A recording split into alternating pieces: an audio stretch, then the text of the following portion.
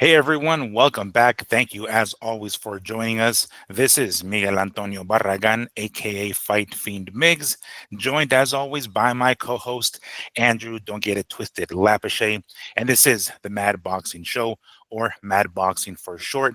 Thank you once more for joining us. So it is a wonderful Monday evening here. I am actually out of town. I am in West Jordan, Utah, coming to hang out with my BFF. I remember my our boy Lee Hanish used to hate it when I call him a BFF, but my BFF up here in Utah, one of his kids had a birthday, so I came down here, drove down here with my mama to come and celebrate the birthday.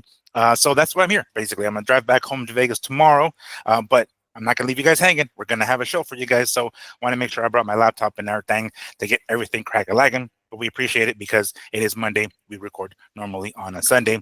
So we got plenty to talk about. We definitely want to go over the stuff that we got right. Primarily, we're rapidly approaching Jake Paul and Chavez Jr. It is fight week, so we're definitely going to talk about that.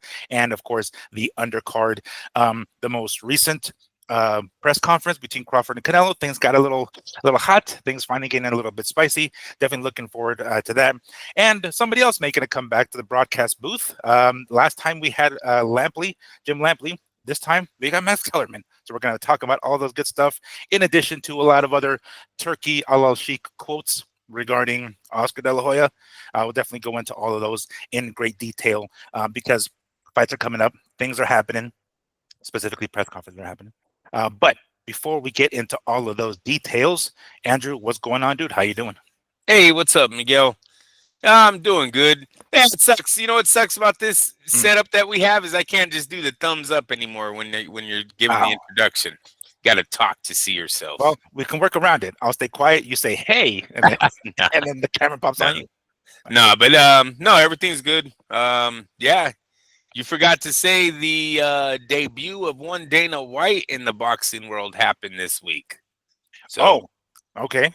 he was the man behind the guys at this last press conference. He Oh, was in that's the right. middle. He Yeah. was. Yeah, that's right. He was on the mic as well. So we'll bring that up because that Mhm, was interesting. mhm. Um the the little Shaquille O'Neal, Tom Brady interview they had with Canelo and Crawford, right? Mm. I don't think it. We'll talk about it. I just don't know if we need it. We'll talk about it.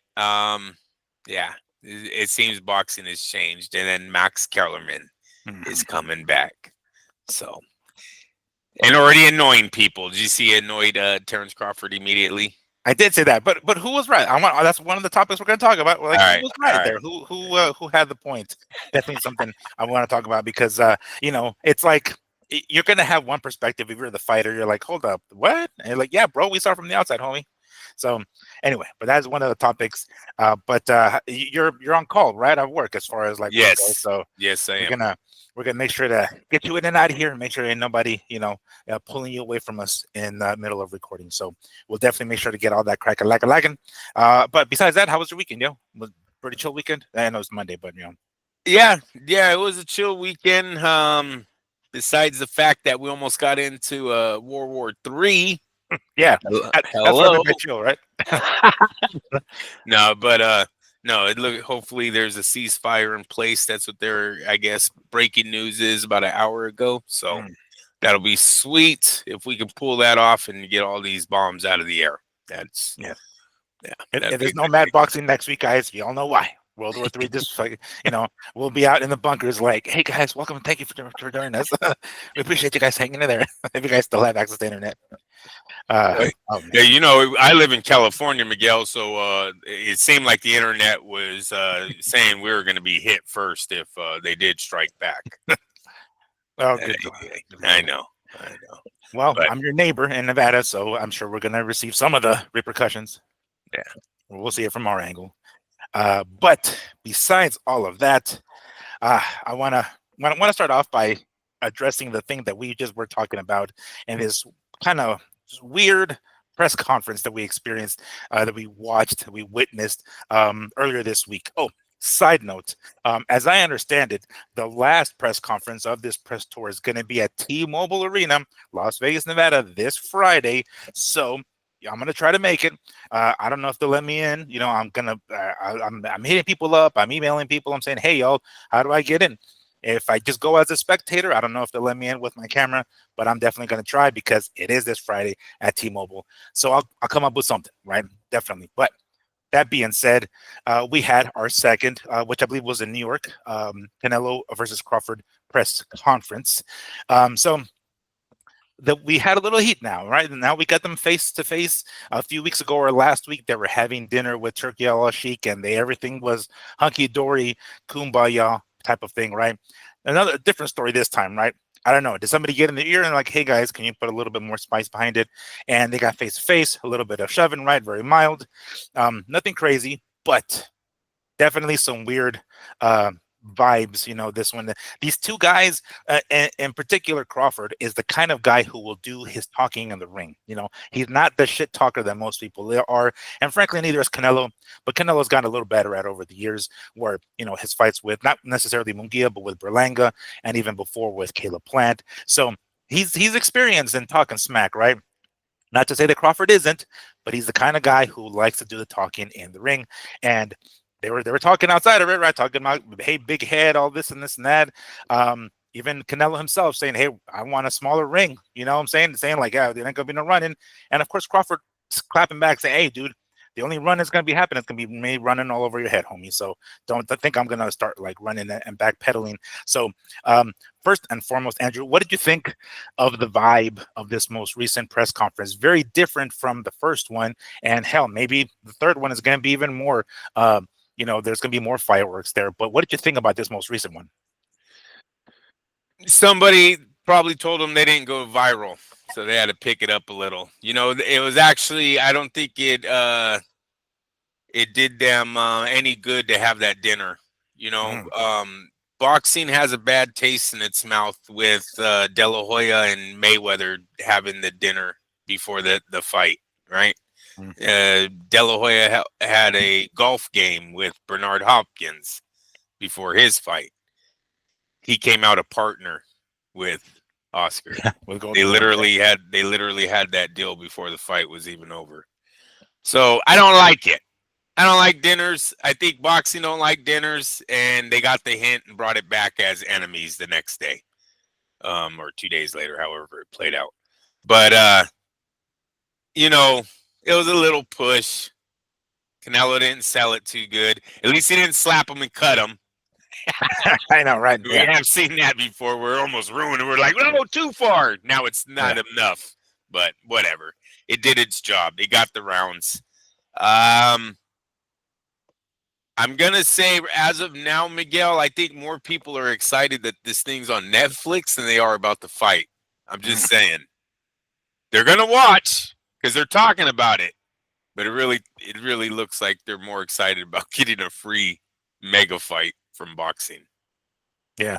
Yeah, I'm hearing that a lot too. I have again, I'm over here in Utah, right? I go over to my buddy's house. My buddy's got a couple of kids. The godfather of the kids, I get along with him very well. He lives in Southern California. He's like, "Oh yeah, dude, I heard that fight's going to be on Netflix, right?" I'm like, "Yeah, it's going to be in Allegiant Stadium. It's going to be a big deal." And he's like, "Oh, that's going to be a pretty big deal." So he's a fight fan to some degree, not crazy, but he did hear about it. So he's the one that's telling me about it, and I had already heard about it, of course. But I'm hearing it from different people. I'm like, "All right, cool. If the word is getting around, it certainly is probably more exciting that they're going to get it for free if you already have the Netflix subscription.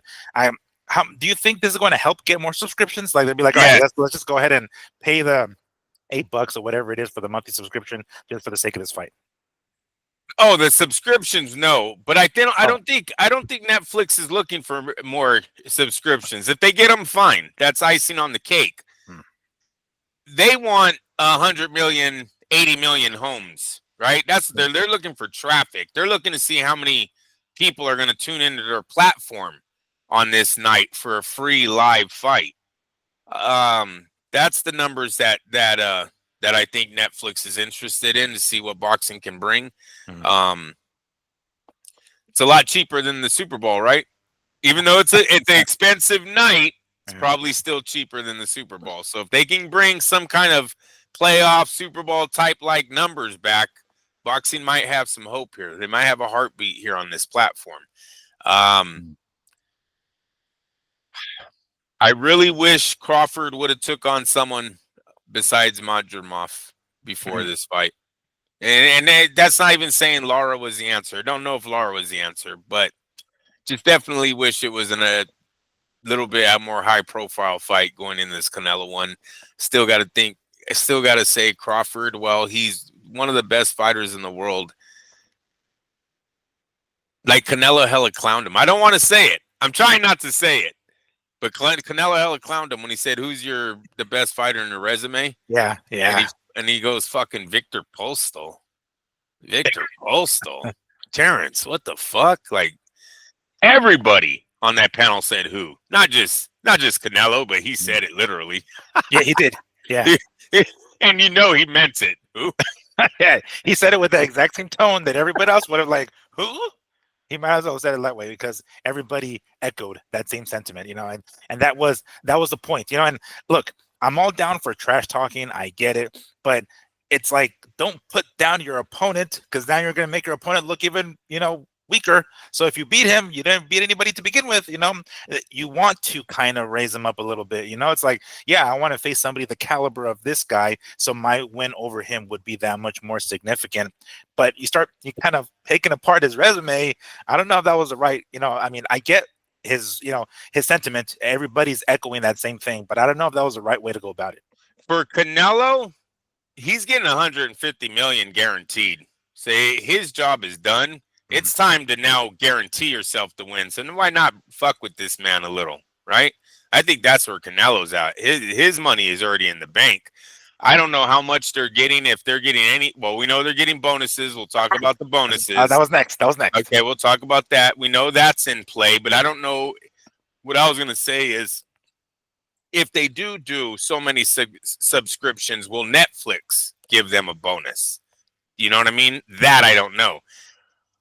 I Common sense would tell me they're not, right? If they gave them 200 million for the fucking fight, that's probably all they're gonna pay, right? Yeah, It's pretty good amount of money right off the yeah. top, and A they good haven't night's sold work it. there. Yeah, didn't sell a ticket yet. So, and I don't even know if Netflix had. Did they even have anything to do with the tickets? No, right? They're just I, a platform. Yeah, I mean, my only guess is continuing to advertise it on Netflix. I mean, that's the only to that extent is I would think that Netflix is involved as far as ticket selling to any degree is at least getting the word out as much as possible. People already have Netflix, right? So somebody who doesn't know this fight is like, oh, what? They're gonna have another boxing fight on Netflix? Oh, it's Canelo? Okay, cool. Who's the Crawford dude? For the general public, I suppose. But I don't think they have anything to do with ticket sales, quite frankly. Netflix would be smart to do a 24-hour. You know what? We're bringing back all of HBO already. We brought back all the Might as well. commentators. You Yeah. might as well bring back the 24/7 crew. What is it Mhm. called? 24/7? Yeah, no, 24/7. Yeah, exactly. That's what it is. 24/7. Yeah. You might as well bring them back and do a show. I think this fight needs it, Miguel. I Yeah. think it does. For them to top the Mike Tyson, Jake Paul numbers, they need to put this thing out there as much as they can. And I'm sorry, Canelo, your little shove. You gotta slap him. You gotta slap him. It's like, take off your glasses. I don't want to get you like I did plan. Okay, bam. He's all Let's sorry, do it. bro. They told me how to slap you. Yeah, like just sell it, homie. Just Then sell it. Terrence, I don't give a fuck. 50 million. Fucking hit me, bro. Yeah, You know that's how it goes. You know that's how it goes. Damn it. yeah. That definitely wouldn't surprise me one bit. So on that note, before we hop into HBO 24/7. So there's an incentive now, as we understand it. There's going to be a knockout bonus, which Dana White himself confirmed is in the six-figure range. I don't know if it's going to be any more than that, but I did hear it specifically from him in one of these press conferences. So now, look. This is something that happens in the UFC. It's pretty regular. There's some sort of bonus or performance bonus. It's like it used to be at one point. It was like fight of the night, submission of the night, knockout of the night. It was like those three bonuses. Now it's just like performance bonuses for like three fighters that put on great fights. It's a nice little incentive, right? I mean, if I remember correctly, one of the major complaints that Dana White had about boxing in general was they have these guaranteed big money fights, and then they prance around for 12 rounds, and then we get fucked out of a fight, right?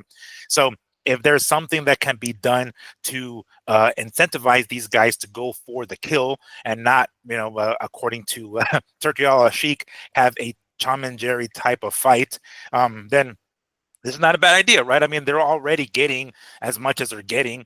I mean, I think what was it? I read, and again, I'm not sure if this is accurate, but I read that Crawford's getting 10 million. I could have sworn I read that they got 20 something with Spence. So I don't know how the hell this is gonna compare to that. But if I that's thought the he was getting case, 50. dude, I've heard everything. I've heard from 10 to 50. I've heard 10 out of his Yeah, mouth. Well, I thought it recently. was 150 So to Canelo and 50 to Terrence, but whatever.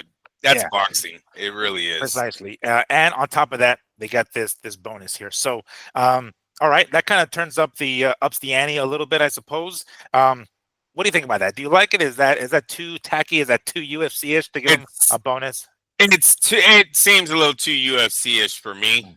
Now, for the fighters, I'm sure they're in love with the right. Not the main event guys, though. I mean, come on. Wait, how do They you don't, give they a don't need bonus? it, How right? do you give a bonus to a guy who's making 150? You Yeah. know, what could the bonus really be? Where he's gonna make him. That There's like not that'll pay like Canelo sanction fees, exactly, his bro. trial sanction fees will Exactly, go to because we're nothing. talking about taxes at the Yeah. brackets that these two are in, and even Canelo's in a probably bracket even higher than fucking Terrence. But you know what I'm saying? Like that money don't mean shit. It's not for them. I don't think that money's for them. Hopefully that's for the undercard guys. Am I correct when I say that it's the whole card that can win the Oh, bonus? that I'm not sure. I've only heard specific. Well, I've never heard it be specifically for the main event. I also haven't heard it being anything other than not for the. Or I haven't heard them say it wasn't for the whole card or the undercard either. I just heard it and assumed they're talking about. I mean, I figured if they're going to announce it on this press conference that they're going to be referring to the main event. But I'm not entirely sure if that's specifically for the main event or for the whole card that's up for grabs for the whole card. It's yeah. If it's just for the main event, it's absurd. It's not going to work. The guys in the main events already make too much money. That might work for certain fights, but not for this one. I don't think Terrence Crawford or So Alvarez give two shits about a bonus check. Right. And if there were, I mean, yes, it is kind of tacky for something like this because we're not. This is not something that's common in boxing. But if you're gonna do that, at least make it worth it. Like let's say Canelo's making 150, right? Let's say he was making one and he get 50 with a KO or something like that. You're like, oh, now he gets a total of 150 if he's able to knock out Crawford or the other way around, whatever, right? But make it worth something at least for these dudes, right? If it is for the main event. It would be nice if it was up for grabs for even the undercard guys, because that would be more significant for them, right? I mean, I'm sure those guys are already owing money by the time the fight comes around, right? They're already in debt from all the training and the supplements and their trainers and all that good stuff. So it would be more significant for them, obviously, than these guys, especially with this amount, with tens of millions, hundreds of Right. millions. Like at that point, it doesn't mean jack. But I mean, it could it be? Is it more? Maybe. I mean, let's say for the sake of argument, it's not for the undercard. Is it more for us, for the fans? Like, oh, what? There's an incentive. Okay, then I'll really tune in because now these guys have some sort of fire under their ass. Was it more for us? I hope not, because you're a dweeb if that's how you think. Right? Another man's wallet gets you excited. Come on now, Well, I guess you decided for a better fight. It's not like, oh, I'm I've glad never he's making had that money. Bro, we're boxing fans. I've never had a problem with the Tom and Jerry fight, right? Right. It's not my first time seeing Devin Haney do what he did in the rings. That's where I think Turki he got this way wrong with what Mhm. he's saying. We went over this last week. Some of our highest paid fighters were boxers, movers, defensive minded fighters, right? They were not all Arturo Gatti wasn't the best fighter in the world. Sorry. Yeah. And if that's who you're looking for, that is good luck. Good luck building mega fights like Canelo versus Crawford if you want these guys to stand and throw. Um, so I'm watched all of Ali's fights, watched all of Leonard's fights, Whitaker's fights, watched them all. Floyd Mayweather watched them all. Wasn't always happy. Not like I walked away, satisfied, because sometimes you want to see the guy that's on the back foot moving all the time lose. But he doesn't. So it's And what's oftentimes out punches his opponent. yeah, Up out with that. punches him. The whole crowd says he doesn't lose, right? Everyone's like, no, he won that fight. Clearly won that fight. Like diehard boxing fans know the rules. It's to get hit, not to get hit. It's a square ring. Cut it off if you want to do it. I'm totally against this little thing that Turkey's been going around with the Tom and Jerry on Devin Haney. Because like I said, to me, he's been putting his foot in his mouth a lot here as he's growing in the sport with the whole he respects the history of the sport, but then downs it at the same time. You know what I mean? So it's just real weird. We'll see how it goes. We'll see how their first event does. Can I talk about the undercard? Yeah, sure. Why not? Because I just want to bring up. Yeah, I just want to bring up the name, the Walsh kid. That was the kid that you were talking about a few weeks ago, correct? Yes. The Walsh. He's going to be on. Oh shit, he's going to be. Oh, are you asking him calling him out? Oh, gotcha. Yeah. Yes. Yeah. Did you hear about that? Yes, calling out Fernando Vargas' kid. Yeah. Mm-hmm. So that's going to be interesting to see if the Vargas dynasty buys into this Dana White. It seems like everyone that was involved in boxing was like, screw that. We ain't doing that. It's going to be real interesting to see if the Vargas family bites on this fight. I think they would, because if I remember correctly, I'm not sure if it's the one which way or another, but either Fernando Vargas came out to the octagon with Tito Ortiz, or the other way around, or Ortiz with Vargas. So I mean, I think they're cool. I mean, I don't know. That was a long time ago, of course. It really depends. To me, it depends on the contracts that Dana's trying to have these young fighters sign.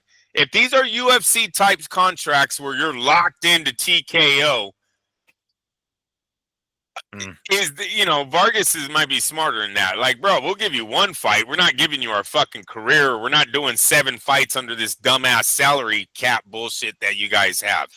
You know what I mean? That's what I'm interested in seeing. If it's one fight, yeah, no shit, and it's for a title. You get like the max money of whatever stupid ass fucking pay scale they have on your first fight. Yippee-doo. You're already getting to the top. No, right? You cut the line. So whatever. Yeah, no, but that would be interesting. To have fast, Miguel. It can't be for that title, right? Because that would be peak too fast, bro. Yeah, that would be blowing their wad way too fast, way too fast. Like, he makes championship money. Turkey's gonna be like, okay, I got another one. if you defend 4 times, you're gonna get 10 grand. You're like, oh, get out of here. You fucking done with this shit. You know they're gonna add something if we're winning titles on fight number 1. They're gonna be moving the goalpost, no doubt. You best believe they're gonna be doing that shit on the fly. They're like, never. We meant to say after 3 title defenses. Like, yeah, I don't think you said that, homie. But I like to fight. Yeah, I like to fight. That was the kid you talked about. There he is. Freaking sport. What is it called? Fight card number 1. There he is, popping up. So you're good on calling that one. That was a good call. Yeah, I mean that was a given though. I saw that and I was like, okay, clearly they already got this guy, on deck. He's already warming up, about to go out in the picture. All right, yeah, that was kind of obvious, I would say. But on that note, you kind of touched on it earlier. We have ourselves another HBO guy that's back. I want to say call him an HBO guy because I'm sure he was with I think Tuesday Night Fights or Friday Night Fights, whatever the hell it was. He was with ESPN for a little bit too.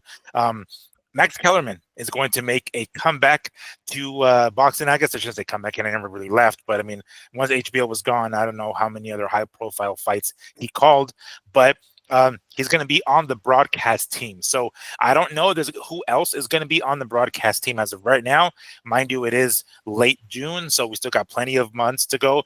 I'm sure they're going to be figuring out who else is going to be on the card or on the broadcast team. I meant. So we know right off the bat it's going to be Max Kellerman. Now, at the time that Max was with HBO, he was always, I won't say always, but for the most part, he was kind of the guy, the number 2 guy, right? It was either Lampley, him, and Roy, or I don't know, Bob Papa, him, and somebody else for, Boxing After Dark. So I don't know if he's going to be like the, guy, I guess the number 1 dude, the lead broadcaster. I don't know what you would call them, what their names are, but I don't know if that's going to be him.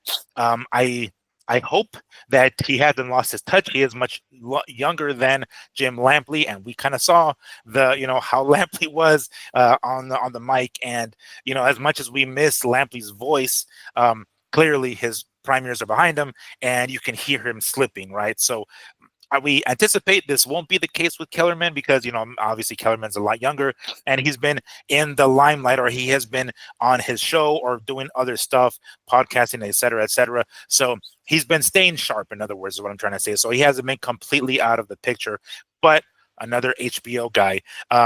A little bit of nostalgia, right? But is this going to be a one-time thing? Is it going to be a permanent thing? I don't know. What was your first impression when you heard that Max was coming back for this? I was happy. Look, I wasn't always a fan of Max Kellerman. Don't think he's the best commentator, but he's better than what we have out there right now. Unfortunately, the PBC, the Showtime, the DAZN, all these guys have had numerous years with HBO being gone to grow, to learn, to take over the sport. They clearly haven't done it. There's not one voice out there that anyone likes to hear during a big fight. We all went right back to Lampley, and it was like a breath of fresh air when we heard he was coming back. I was like, oh, finally, someone that could talk behind a microphone. And it's sad, but they had their opportunities. Seriously, they had their opportunities. And no, I'm all for the move to go back to Kellerman and have Lampley as long as we can. Look, I'm even open to having either Roy Jones or Andre Ward make a comeback to the mic. Not both of them though. Not both of them. There's too much ego there. There's way too much fucking greatness to be in the one room with Roy. And did you watch their little interview they did together? No. Was it recent? Yeah, it's recent. It's on I think Andre's podcast. But I saw him. Yeah, I did see. I didn't see all of it, but I saw bits and pieces of it. Yeah. Yeah. So it just seems like they would both be a little bit too much. So you only need one of them, right? I mean, you only need one. Well, what I was thinking about is if Lampley only has 2 years left on the microphone or whatever before he goes, you know what? I do want to retire. I'm not thinking he's going to put in another 30-year run like for HBO. So I was thinking after Lampley already, I wouldn't mind seeing Max tied in with Andre or Roy again. I believe he worked with both of them, correct? Max called. Good question. I know Max called with Roy for sure. I don't remember right offhand if it was with Ward or not. Because didn't Ward do a little HBO before he was? Yeah. Yeah, he did. He Okay. did a little bit for sure. Yeah. So yeah. So they got names out there.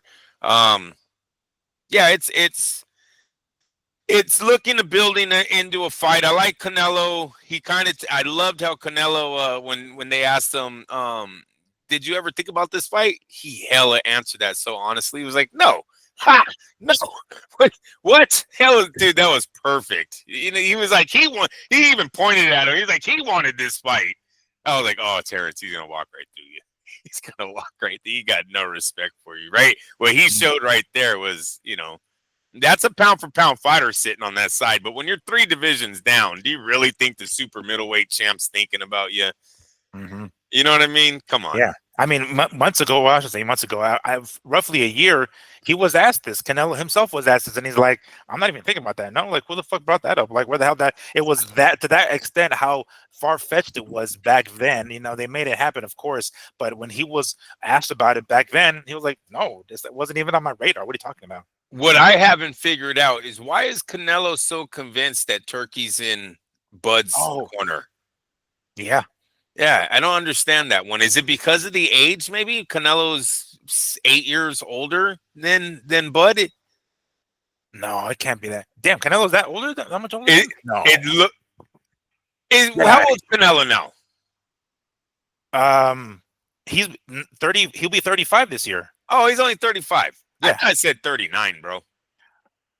I mean, I could be wrong. I could have sworn he was born in 1990. You're probably right. You're probably right. But I thought it said 39 to 31 on their tail of the tape. I was like, holy fuck, Canelo's hella older than him. But 35 sounds more around his age. But it's still 4 years. So then I don't get it. Well, that's what I was thinking when I seen that age, because it was the tail of the tape that I seen like on the today on their press conference. They showed it real fast on the screen, and I thought that's what it said. So then that's what I was thinking. Oh, well, maybe that's why he knows he's on the way out. Fucking Bud has a little bit more years left in the tank still, because I'm not I'm not totally convinced that Bud's going to retire if he wins.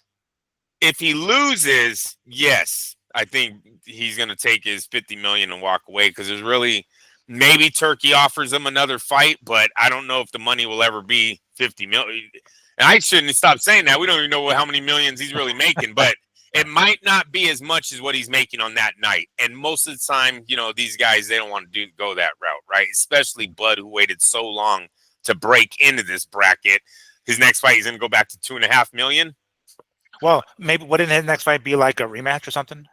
Not if he loses. No. I'm saying if it was because if he that's wins, what you're saying, right? Well, so are you saying he wouldn't take less money? I mean, regardless, I guess, right? So let's say he loses, he's not going to go back to like, no, fuck this. I don't want to take no, 6-7 million. 2.5 million. Right? Well, right? remember they said Majidov. They Yeah. said he only made 2.5 million, bro. Right, and he's definitely not taking any less if he wins, right? And he continues right fighting. So I mean, wouldn't that the only option would be? I mean, I suppose it would depend how he loses. Let's say it's some sort of controversial decision or something like that, and we have ourselves a rematch. But that would be the only option, right? A rematch is the only that will come close to that kind of payday.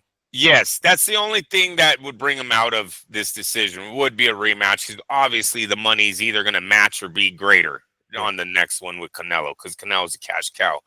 I'm talking about if he loses, I don't know if he's going back down in weight and going to drop 8 million back on the table. I don't think he's going to do that. I suspect if he does lose, he will go. Well, I should say, let me paint the scenario. If he loses and decides not to retire, he's not staying at 168. He's not going back down on 154. I have to assume 160 is where he's going to be at. What fighter there is going to be? I mean, big name fighters, no, but tough fighters like Johnny Beck, that motherfucker will be like, I don't think he'd want to. I think it would be in his best interest to like retire one way or another, either win, lose, or draw. Just call it a day, unless there's a rematch with Canelo. With Canelo, there's just no point because 168, he's not going to do it. He's not going to move back down to 154. 160 is the only sweet spot, and everybody there is going to be, dangerous as hell. And he's too old. He'll be an old man if he tries. If he tries to wait it out at 160 for Zayas and Ortiz and all them to get bigger. The timing is just off for Terrence. So yeah. So it goes back to my question: why the fuck does Canelo think that Turkey's so much in Terrence Crawford's corner? I don't understand that one. Unless Canelo has already told both of them that he's going to be retiring here soon. Maybe that was discussed over the dinner. Yeah, that could be right. That could be. I mean, you know what I mean? Or that's the impression. I mean, even if that wasn't the topic of conversation, if the impression that Canelo got was like, he's laughing more at his jokes than he is at mine. What the fuck? Like I'm a little concerned now with some of these, right? And I mean, realistically, what's going to happen if one of them is down a few points? Is Turkey going to go to the corner and be like, hey, you're down? Even it out. Like. Yes. I don't know if he'd go that far, but I don't know how he got the impression that Turkey is somehow on. Because you have to believe when they were having that dinner that they're honest with the guy who's signing checks, right? Sure. And if he asks them a straight up question, what's your future look like? Is David Benavidez in it? Is the Bivol rematch in it? And Canelo's like, I don't know. I'm a little old to be fighting, or somewhere down that line where he, maybe that is where he's like, man, this guy's almost on his way out. He doesn't. Yeah, it could be. And then, or maybe like, all right, I guess no, Canelo Crawford. It's like, yeah. Crawford's like, I'll fight anyone. I don't give a fuck. Yeah. It's like, all right, he's a cruiserweight. Oh, I don't give a fuck, man. Bring on Suter. I don't give a shit. Crawford is in the stage of having babies from other women. So he will be fighting for a little bit longer. I forgot that part of the story. He'll be the new Evander Holyfield with however many, kids. Don't you wish you could just come home and go, got another one coming? Lord. Yeah, shit. Knives, bottles. I could, bro. You know how scared I'd be?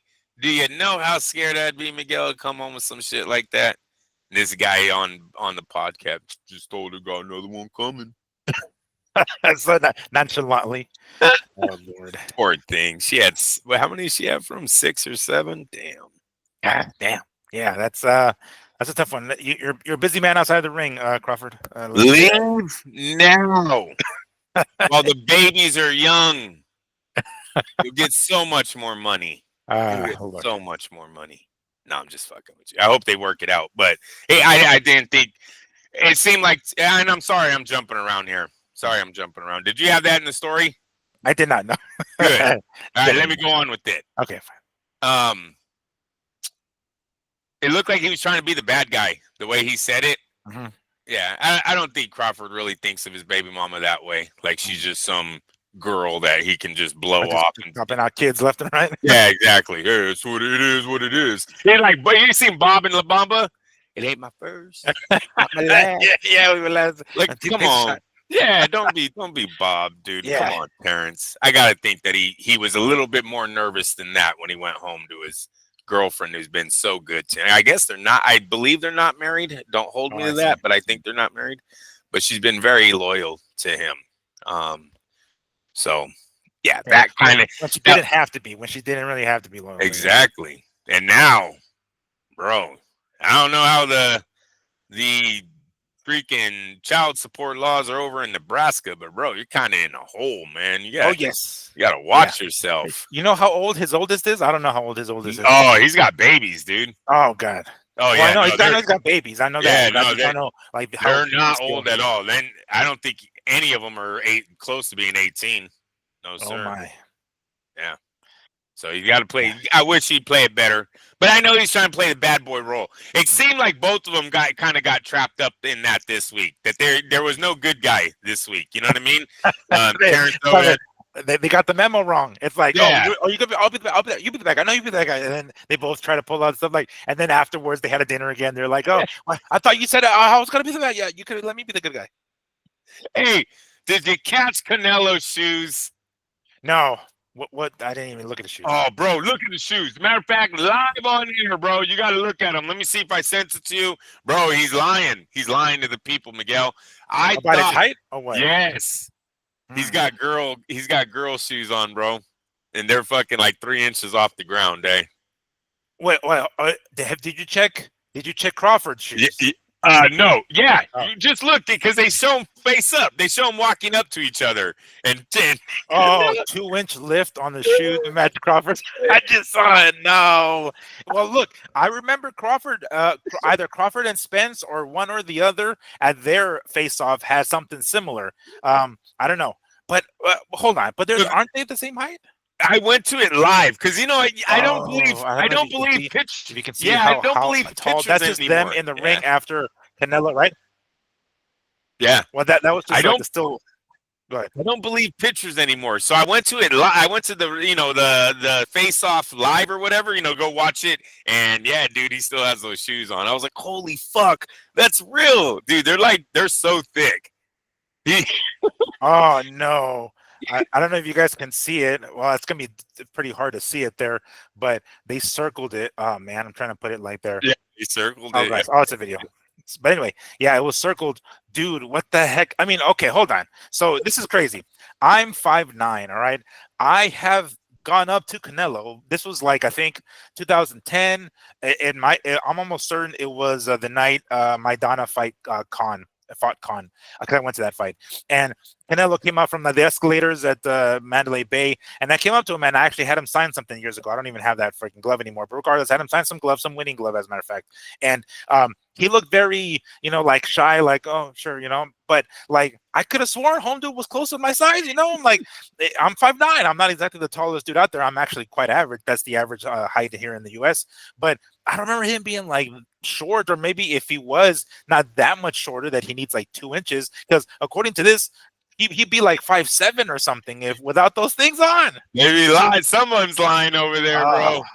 Damn, maybe he was wearing those shoes when I freaking had him. That's what I was saying, but yeah, I was thinking that. You sure? Did you look at his shoes? I did not. He might be wearing shit like that all the time just to get by. Damn, that's trippy, yo. Wow. Damn it, Canelo. Because I remember back in the day, he would wear those like shoulder pads, right, on like the robe coming into the ring, and he looked like all like this, right, and very, very, I don't know, 80s like work mom kind of thing looking, and I was like, what the heck is that about? And eventually he dropped it, but not with the platforms, homie, really. It's crazy. The man's been smaller than like all of his opponents. He's a great fighter, yeah, but wow, he's not big at all when you really think about it. I mean, he's literally wearing some shoes against a guy who was at 147 a fight ago. If he was that, or I mean, if he is legitimately that short, you would think he would be proud of his short stature, considering he beat so many bigger guys. You know what I'm saying? Right. It's like, dude, you Right. would want to rub that in even more. You know what I'm saying? Not be like, oh yeah, they were close to my size, that's why I beat him. It's like, no, no, no, I was hella tiny, and I still whooped this dude. At least something like that. But, oh man. I don't know. And then look, I know chicks care about height on men, but he's already got himself a girl. He's got himself. So what the hell's the point, bro? I mean, I don't know. It's just Chicks care about money more, bro. They don't give a fuck how tall you are. He's got the money. He would well, get yeah, but we said it before. The more she likes you, the less you have to pay. So if you are short, she's okay with you having a whole bunch of money because you have a bunch of money. If you're taller, she ain't gonna ask you to jump through all those hoops. But in regards to jumping through hoops, Max Kellerman seemed to have bothered Crawford a little bit with his assessment of his fight with Madrimov. He kind of got under his skin a little bit, I guess unintentionally, saying, all right, you're stepping up to 168, yada, yada, shortly after your toughest fight in Madrimov. And, Crawford's reaction was a little like, what? If you thought that was tough, right? He even said it himself. If you thought that was good, you didn't see nothing. Is that denial a little bit? Yes and no. I think what Terrence was upset about was Madrimov only has 10 fights, right? Right. And they call him the toughest fight of his career, a guy with 10 fights, is a little insulting. So I think that's where Terrence was. I think he was insulted more than anything by him saying that. Now, but was it should the be toughest obvious fight? that it was the weight thing, not necessarily the fight. That's where I was gonna go with it. It was kind of obvious. It's his first time at 154. He's taking on a champ, right? Yes, the guy only has 10 fights, but there's not too many times a guy moves up and fights the champion right off the bat, right? So give him credit for that. I remember it going the distance, that being like, ooh, we can't stop him. But I don't remember it being tough as I was like actually worried at any point in Terrence losing that fight. And I think that's where Terrence is coming from. You know what? Like, so what that I didn't knock him out? I beat him. I controlled the fight. It was always in my hand, on my side. I was. Do you remember Terrence on the ropes taking punishment or anything like that? So I think that's where he was coming from more than anything. But with that being said, is Victor Postal his hardest fight because he dropped him? Is that because look, Spence is not it. No, Spence Porter was a decent fight. Yeah, Porter was a hard. Well, no. Who was the one the Mean Machine dude? I thought that was his toughest fight. Like as far as because he fell once he dropped him. Once they dropped him, but that was at welterweight too, right? Was it or might have been? I thought it's his first fight. Right. It probably was welterweight. Yeah, most likely. Yeah, but with this fight with Madrimov, number one, he was moving up in weight, but number two, I think Madrimov was just like harder to decipher, harder to like figure him out because he didn't throw a lot of punches. He threw a lot of feints. He moved around. He's like, dude, what the fuck? Stop already, So I guess maybe more game plan type. Madrimov was a tough fight because he threw so few punches, and it wasn't like, again, he never had Crawford up against the ropes or at any point looked like he really had him hurt per se, but it looked like Crawford had a harder time figuring him out. And do you remember what they said in the Porter fight? Round 10, what is it? Round 10 or 11 when he comes out? Not right off the bat, no. They go, you're losing. And he goes, I'm losing. And they go, you're losing the fight. And he goes, all right, I'm losing. And he looks over to Sean Porter and he goes out there and knocks his ass out. But they literally tell him, you're losing. I think that's his toughest fight then, right? Okay, all right. You know what I'm saying? Because it's in the round that he knocks the dude out. Is that his corner is straight up telling him they don't have him ahead on the scorecards. So maybe Max missed one there. I'm going to say Crawford didn't. I would have used that same name when they said the hardest opponent. You can't say Spence because Spence was a wash. That was him beating the shit out of him. It should have been Sean Porter. Sean Porter is a legit name. He was a 2-time welterweight champ. I thought was way, underrated than where he should have been. That's probably his toughest fight. That's what Terrence should have answered to Canelo would have been Sean. I think that's a way better name than the Victor Postal. As far as Max is doing what he's supposed to do, getting under the skin.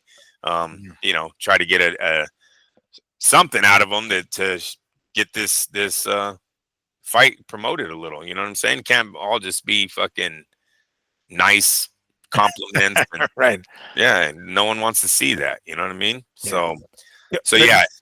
Could Max be coming from an angle of him not looking his best? And I'm talking about Crawford. Like, if we take a look, and yes, probably a much closer, tighter fight was with Porter, but there was, I don't, even then I don't remember him looking bad per se. I'm talking about Crawford. Could that be one of the other angles that Max would be looking at? Like, we saw Crawford look bad, and when I say look bad, I don't mean getting hurt per se, but not looking anywhere as good as he had looked with previous opponents. Because even in that Porter fight, he did finish him, so he looked great. Even in doing so, he didn't do that with Madrimov. So could that be one of the other ones on the other, I guess, points of views of Max Kellerman saying like, all right, we didn't see you as we normally see you, so clearly we have to connect the dots, and that had to have been the toughest fight. Yeah, I mean, yes, because didn't he have like some ridiculous knockout streak going in that? Yeah, it was like 14 or something like that, right? Yeah, I believe so. So it's definitely that's the angle he was going on, that they went the distance and he didn't get his knockout. Madrimov might have been successful in landing shots, but I just like I said, yeah, I just think Terrence probably should have responded with Sean Porter, and he would have shut that argument down, because Terrence Crawford's corner literally told him he was losing that fight. So yeah, I don't remember the scorecards to see if they were just motivating him, or was Terrence actually losing a fight at some point against Sean Porter. Just like I guess we'd have to go back to both scorecards to see what the Postal fight looked like too. To see, but whatever the case is, it's fine that Max told him that. That's what he's there to do, to get him kind of agitated, make him say something. Get both fighters to say something, make some fireworks, create something here. Don't want a Mike Tyson Lennox Lewis situation and bite each other and shit. Right. Definitely need. What was it? What was that? When Riddick Bowe was in that press conference with somebody, I forgot the guy's name, but Riddick Bowe did the same thing, just like what, and then bam! Oh yeah, the black dude. Oh yeah, I can't remember his name. Yeah, that was some bullshit fight. Yeah, that was it. I forget. Like a mandatory title defense or something. Yep. Yeah, I remember that though. Yeah, we don't want any kind of those. Right? Or hell, Canelo Plant, for fuck's sake. Well, maybe we do a little bit of Canelo Plant. Maybe just without sunglasses. So yeah, no cuts, bro. No cuts. Right. Yeah, I mean, maybe they will heal between now and September, but maybe they won't. By the way, if my lighting is a little strange, it is because I'm in a hotel room. So, it's not, I'm not in some dingy corner or anything like that. It's just, that's me. No, it's this. I usually have a much better light. I think I'm actually getting a light for this. I have to get one of those like circle lights so I can get it looking nice and good and not these weird. That's what I have, bro. But I don't set mine up. You don't like hook it up to like the back of your laptop or something? No, it just has like these 3 stands that I'm supposed to like put it on. Oh, like the tripod, huh? Yeah, maybe that's better. Yeah, tripod. There you go. Yeah. So just to wrap that one up, are you happy to hear to have Max back then? Huh? At the end of the day, that's the best, right, as of right now, the best we can do as far as who's available and who else is. I don't know. Let me see. I'm trying to think. So for that New York card, the Times Square one, we had Lampley, and then who the fuck else? I can't even remember who the hell else was. I was so excited that it was Lampley behind the mic that I don't remember who the hell else was on the mic. Oh, Coppinger. Mike Coppinger was on the mic for a little bit, I think, and then I don't remember who else. But yeah, you're happy that we're seeing Max back, huh? Yes. Yeah, we'll see how it goes. Like I said, I was never a big fan of him, but for what we have out I was there gonna ask you right about that. Why not? Why weren't you a fan of Max? Because he was douchey as fuck. I hated his whole. I don't want to be that guy, so I'm gonna give him the round. I never understood how that even meant. I hated when he thought he knew what the punch felt like. Well, those punches are weak, Jim. Jim's like, I don't know, Max. I'm not in there getting hit. What the fuck? Like I didn't know you could feel what his punching power was. I hated that he was racist. He got away with hella fucking If I heard tacos don't hold water, do you remember that one? Didn't get in trouble for it. Oh, I didn't. I was like, who's he referring to? Marquez or what? Oh no, dude, who was he referring to? You don't remember? I think Aunt Ruiz.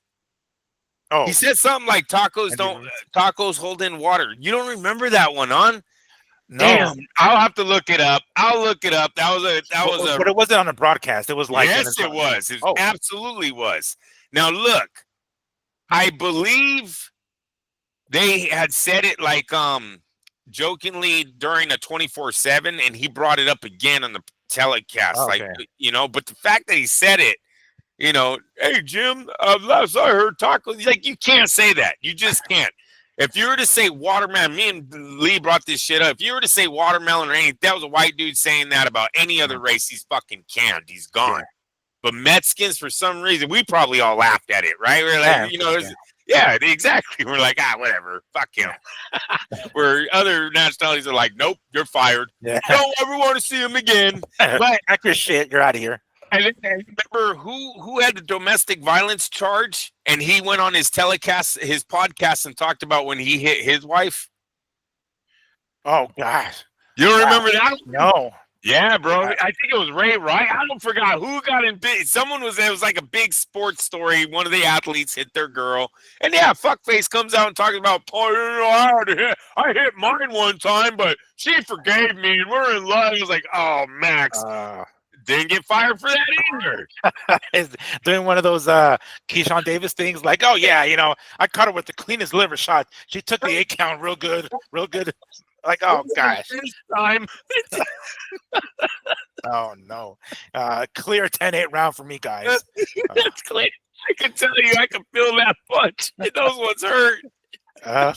Jeez, Max. I have not. I'm gonna have to look these up because I didn't know. I look those up, bro. He had some classic gems, dude. It was like, what? You seen his rap career, right? Yes, I have. All right, that's another gem of Max Kellerman. So, like I said, wasn't always a fan, but that's how bad you guys are right now. What the fuck? I'm like, give me Max. That's how low the bar is right now. We'll take Max. No. Oh, Max. We're just kidding, Max. I'm sorry.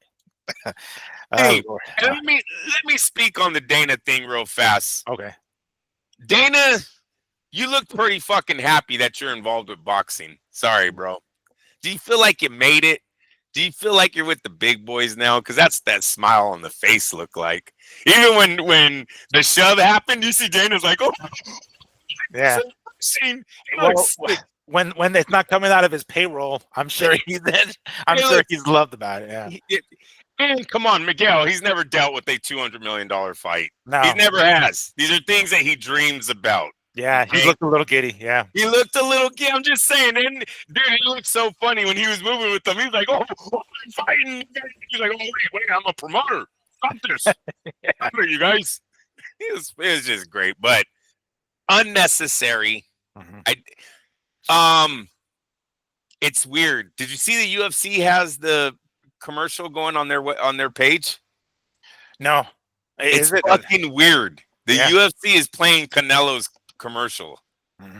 A guy that has dominated you, a guy that talked hella shit. Both of these guys have went back and forth to each other. Yeah. Can we say Canelo won? Yeah. I mean, it's literally if you can't beat him, join him type of thing. That's literally what the hell he's doing. Yeah. And now it's the UFC Facebook page has a boxing commercial on it. Oh, Dana. You told us this sport was dying 25 fucking years ago. Mm. And now you're playing our commercials. I gotta thank you. Yeah, whatever. That's a victory, bro. I was like, look at this shit. Hey, hopefully it gets some more views. It doesn't help with the pay-per-view. That's what I don't understand. It's not pay-per-view, so who gives a shit if the UFC is playing the commercial? I see. You know what I'm saying? Okay.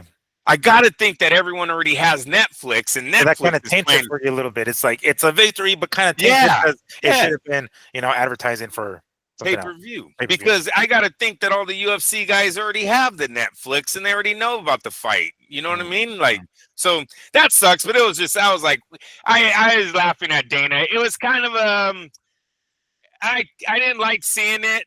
But then it was kind of, I laughed when I seen how happy he looked. He looked happy. Dana, I gotta say, he looked a little happy. Yeah, he sure did. Yeah, especially at the very end because he was like, I think towards the very end he was on the mic like, "Oh, there's gonna be a bonus too." Like, all right, Dana. That's my idea. Yeah, I know, right? Those were my 2 cents. That was my brainstorming session with Turkey. Oh, good lord.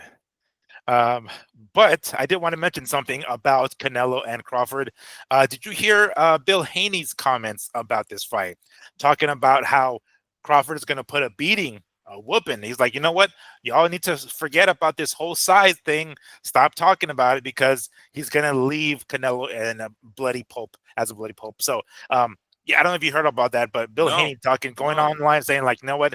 Yeah, let me see if I can find a good, like a quote of his. But basically, that's it, precisely what he said. He's convinced he wants people to stop talking about the whole weight thing and say, "Hey guys, forget about the weight or forget about the size thing. You guys should really be paying attention to the skill." And Crawford is going to come out on top by beating him, leaving to a bloody pulp. I'm gonna see if I can find the quote here, but I mean, is that well, kind of a little exaggeration? No, I would say.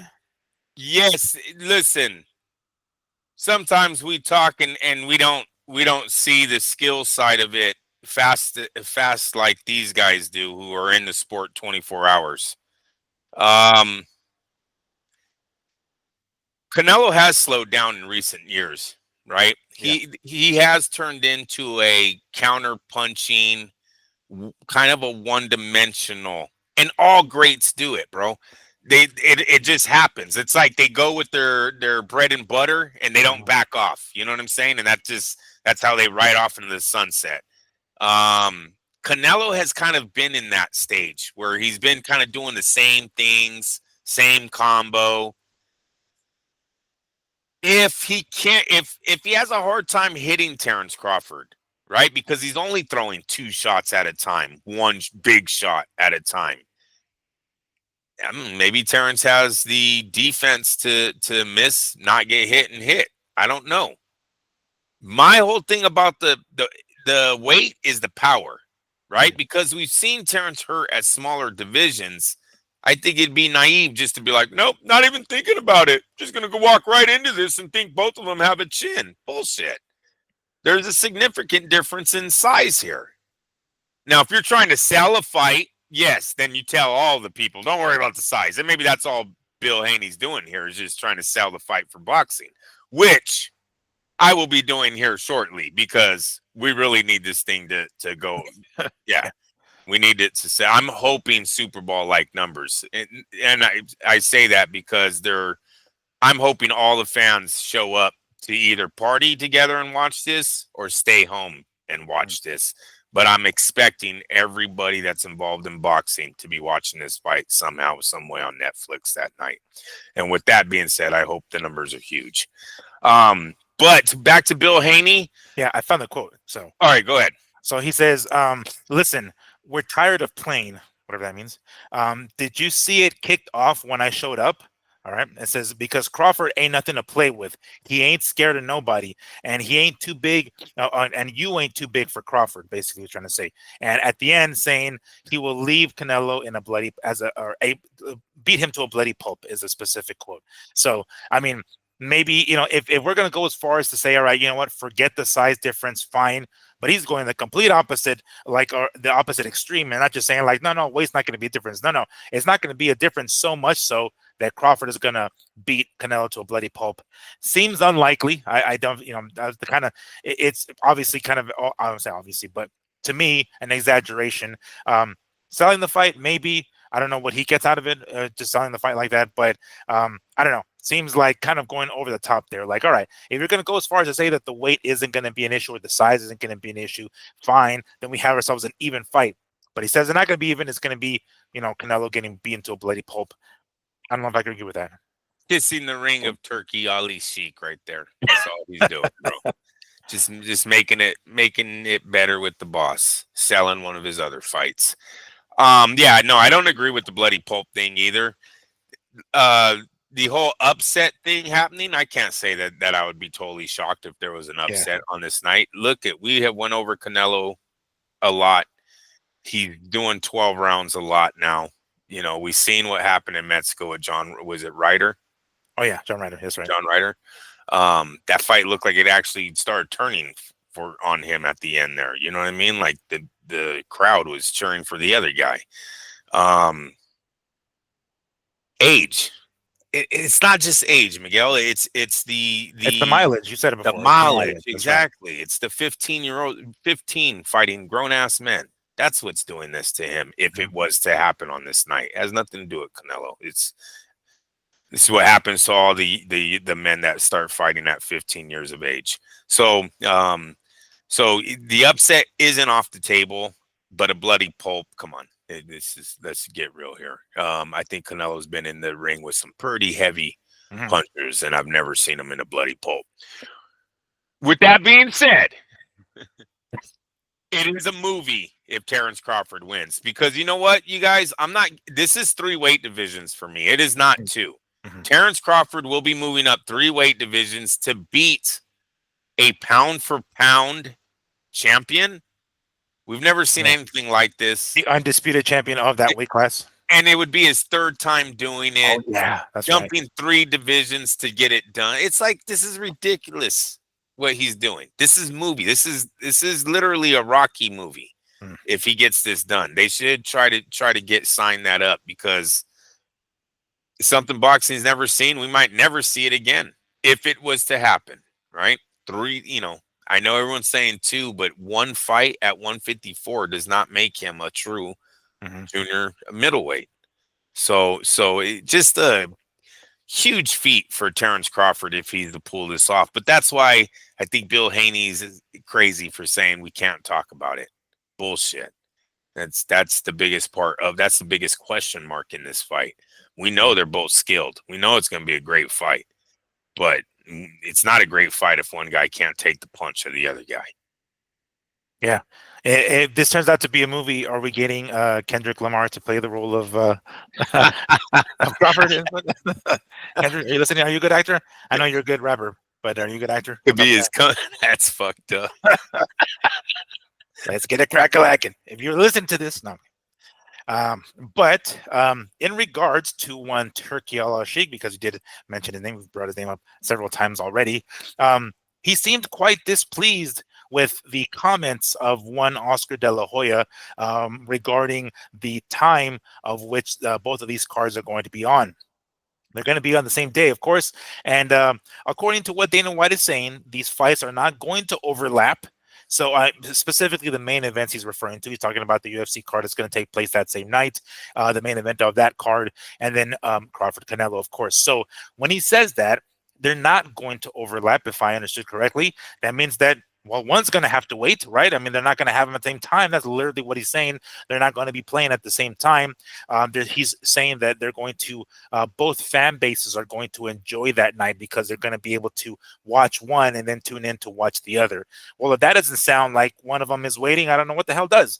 Now, we have heard from Oscar De La Hoya saying that they're going to put on Canelo Crawford earlier in the day and accommodate the prime time slot for the UFC. Turki himself is saying, no, that's not going to be the case, going as far as to say that Oscar is wasting his time with these kinds of damn questions. And he goes on to be very sarcastic, although because he's a socially awkward person, I'm talking about Turki, we didn't quite catch on to his sarcasm when he said it. He was like, yeah, me and Dana are going to go have breakfast. We're going to watch this fight. Then we're going to go have lunch. And then we're going to have this fight. And I don't think everyone else in the crowd understood how sarcastic it was. Frankly, neither did I. It wasn't until afterwards he's like, no, of course not. He's wasting my time with these dumb questions, right? And they, oh, okay. We get it now, Turki. We get it. Okay. But, his tone, because he's a socially awkward guy, I don't think everybody caught on to the sarcasm in his tone because we couldn't quite hear it. Frankly, I don't think he knows how to be sarcastic, the way we know No. how to be with our tones of voice. He didn't know how to pull it off. It didn't land. Sorry, Turki, your jokes aren't landing, Brody. Nobody's like, Turki was saying his, and he was like, is this thing on? Tough crowd. Nobody laughing at his sarcasm. But according to what he's saying, wasn't cool with Oscar. What Oscar was saying, right? I'm gonna pull up this quote that I believe I saw recently by a another content creator. Javier Orozco, right? We've heard his name several times before. He goes on to, I think his Instagram or his Twitter, says, former Golden Boy CEO Richard Schaefer was sitting alongside Canelo and Turki Al-Sheikh at today's Canelo Crawford press conference. Of course, it was a few days ago. He goes on to say, Let's see here. Oscar De La Hoya must be fuming right now, according to what he says. To add insult to injury, Dana White will be promoting this fight, and Turki Sheik lashed out at Oscar De La Hoya over comments about the fight taking place during the day. I foresee another edition of Clapback Thursday coming. So I anticipate, according to what Orozco's saying here, yeah, I agree with him. Yeah, we're going to most likely get a pretty good Clapback Thursday from Oscar this Thursday if what he's saying is the truth and if what Turki and Dana are saying isn't. So, yeah, what do you think about Turki's comments about Oscar? Like, dude, quit wasting my time with these dumbass questions. Yeah, it put a big red flag on Oscar's Clapback Thursday. Oscar, if you're going to come out here and lie to us, why were we going to pay attention? So he better have some kind of explanation on where he got that information from about it being on in the daytime, because he looked like a fool when Turki called him out. And that's your boss. I don't know if Oscar knows that. I know Oscar thinks he's going to still put on fights by himself in LA somewhere, which they possibly can, but at the end of the day, these guys want to make the biggest money they can. And as long as this Riyadh season is doing good, we're going to see what it's doing after this Canelo Crawford fight. But if they're doing good, you got to really watch. Don't bite the hand that's feeding everyone, because everyone will leave you, right? They ain't got no ties. And seriously, Oscar, I don't want to jump around. Let me stick to one. But what I did like about Ali Sheik, what he said is when he looked that reporter dead in his eyes and said, "Come on, boxing is #1 sport in the world." Did anyone catch that? He looked that man straight up down. So maybe Turki is a boxing fan. I'm not giving him enough credit for it, but he looked like he was pretty dead serious about the sport that he's investing in. So it's gonna be in the nighttime. I like how he responded there. De La Hoya, because I wanted to take his, UFC's bankrupt. Now that's kind of in jeopardy. Are they bankrupt or are they not? I kind of like that Dana White didn't actually come out and say, "Fuck you, no, we're not, make more money than da." Dana White never responded, kind of just let it go, right? We all know he heard it. But when you're bullshitting in the first part, I can't believe the second part now. So Oscar on this, we question the rest of that. Exactly. So Oscar needs to come back this Thursday with the explanation of why he said that fight was supposed to be in the daytime.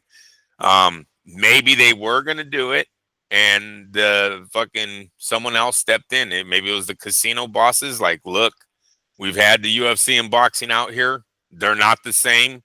Boxing is going to bring more money. Fucking keep that as the prime one. You never know. You know what I mean? If someone else stepped in, maybe Oscar's going to tell us no. They fucking got told to put boxing back to 6 p.m. You got to remember, when they did that the first time, it looked like a lot of people were upset. When Canelo stepped away, I was there. I was in the damn press room, dude. Yeah. I mean, they didn't give me like credentials to like the arena, but I was in the press room.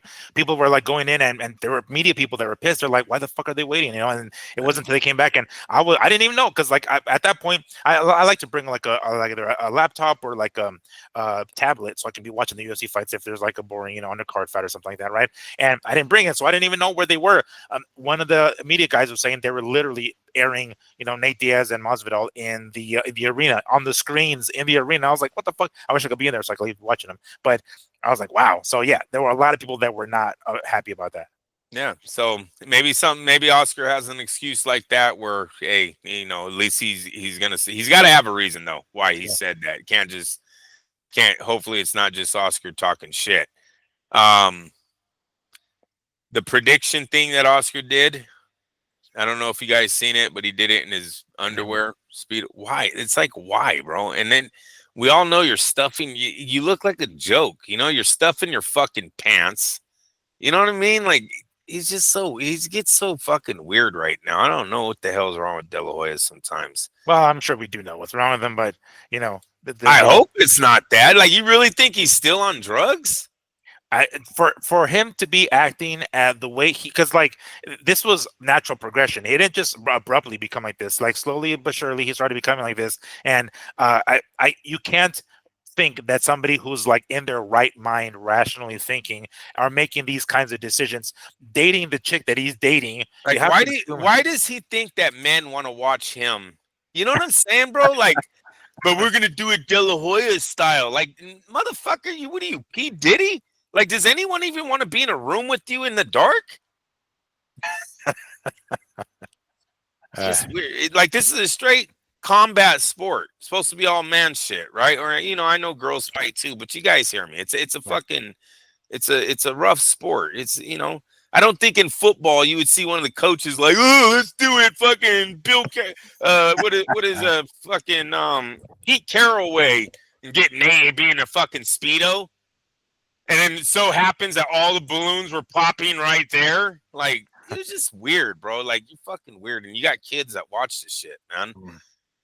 Not being a great example out there at all. It just really. I know sometimes I like Oscar, and other days I get on here and I rip him like this. But today that just rubbed Well, me. it's not like it's not warranted. I mean, when he It does stuff like this, it's hard to defend him when he does stuff like this. it just seems so unnecessary. Like, Yeah. you're shooting your own self in the foot. You know what I mean? Like, seriously, if somebody has two options and they're both equal to Golden Boy Promotions, I'm not going with Golden Boy because you're fucking weird. You act weird. Sorry. Don't know if I could trust my Even guys, TKO guys that they're trying to sign. You know what I mean? they're That's he's not the exception? they're not equal to Oscar. That's why I Well, said all right. Well, okay. So it will. How can I explain it? So that will. They're willing to compromise that. They're willing to let that weird shit go because it's more money over here, regardless of what TKO's offering them or something like that. Like I was they're thinking willing to. PBC or DAZN or some shit. You know what I Okay, mean? all right. TKO, we have to see where they go. Like you said, I think it is going to grow on the fly because I don't see fighters buying into that, especially if fight number one is for a WBC small title. Hmm. Um, we got to see where that one goes. That to me, I think Turkey is onto something else doing that. If I was a UFC, I'd be a little bit nervous that he's not trying to work his way into that one. But that's another story. But I'm not worried about them yet. No, I'm not worried about them yet. It would be if Top Rank, the Zone, or Matchroom or PBC. something. Yeah, we're all offering. Yeah, Matchroom. We're all offering fucking um fights. I don't know if I'm going with Oscar. Because he hasn't had a great fighter in a while. Ryan Garcia is not a great fighter. He had a great night. He promoted him to have a great night in that one night with Tank Davis where they did 1 point something million pay-per-view. That showed that he still had something in him, but no consistency out of Golden Boy at all. A lot of weird shit is consistent out of Golden Boy. That's the only consistent thing there is out of Golden Boys is weird antics. Yeah. I wish he would stop that because he seems like a better promoter than what he's giving himself credit for right now, or what he's at least putting out there, what he's showing us. That's not how you promote fights. Don King and Bob Arum weren't fucking running around in Speedos. No, not even Floyd. I mean, Floyd was a terrible freaking promoter. He didn't give two shits about his fighters. We swear. But you don't even see him, going around in, speedos or dancing with his chick, with his fake, plastic girlfriend or something on camera. Not that either. Cepeda, that's Golden Boy, correct? William Cepeda? Yeah. Cepeda, Virgil Ortiz, those guys are Golden Boy. Biggest fight of his life. You don't see him promoting that at all. All over that. You got Ramirez, Gilberto. He has the one thing where he's in a Speedos, but like, put more fucking time into that than your little. What are we going to do for our podcast? And what am I going to do for Clapback Thursday? Like, are you trying to be viral? Are you trying to be an influencer now? Mm-hmm. Right? Is that literally where he's going? He sees when Ryan's doing it, it's like, oh shit, that's good, Ryan. Okay, yeah, I'll do that. Yeah, you're fucking 50, dog. trying to be viral. I don't think the 21-year-old girls are looking at you, bro. Sorry. Even with your fake abs, Holmes. Big time with the fake abs. No, that gets them laughed at with young girls. Come on, maybe older women, desperate ass housewives, Right. And fucking some fat ass for fucking 20 years. She might get turned on to your fake abs. Real possibility there. All right. So Sorry to all you fat guys. Yeah, which is Oh, like 60% of the U.S. oh, Americans, bitch, you bro. better not be. Do you like Oscar's abs? Yeah, goes to his wife like, tell me the truth. Put your hand on this Bible. Do you watch his dick when he's in speedos? Do you watch his dick? When he's got those U.S. speedos. Come on, tell me the truth, okay? Don't lie to me, or I'll know you're lying. Okay. Uh, I could go so many places with those. I just don't want to. I'm not gonna give them my that's time. all right. Let me go there. Yeah, man. Uh, well, speaking of jokes, all right. So, a couple of tweets from our well informed boxing insider Rick Glazer. We did mention this a few times before, but a quick little update here, right? This was from about last week. He says, update. Top Rank still has no media rights deal in place to replace ESPN. When the Top Rank ESPN deal, boxing deal, effectively ends on July 26th. The July 26th show featuring Xander Zayas. Top Rank executives are scrambling as potential layoffs loom large if Top Rank cannot secure a top level TV or streaming deal. So as of right now, we're a little over a month away from the last show of Top Rank, and if you watch their most recent show, it looked like it was like in a damn like high school gym, dude. Like the lighting was bad. It looked terrible. Like, oh man, this is how far ESPN, or I should say Top Rank, has fallen. So as of right now, there's no deal. Now, since then, there have been rumors floating around that who's going to come in to take their spot on ESPN? None other than PBC. Now, this was immediately shut down by Glazer himself. This is the second tweet of his saying rumors of PBC to ESPN are exaggerated. If there is any deal, ESPN would solely be a pay-per-view distributor of PBC pay-per-view offerings, as Amazon Prime Video is dropping PBC. PBC is not getting a boxing content rights deal like Top Rank did, like Top Rank has had for 8 years from ESPN. A little history. From 2015 to 2017, PBC stupidly paid for their airtime on ESPN. Then ESPN threw out PBC in favor of Top Rank and paid Top Rank for their content. That entire scenario cannot be ignored. So, um, Top Rank doesn't have a home, or will not have a home, at least not at ESPN after July 26th, where they would land, I'm not entirely sure.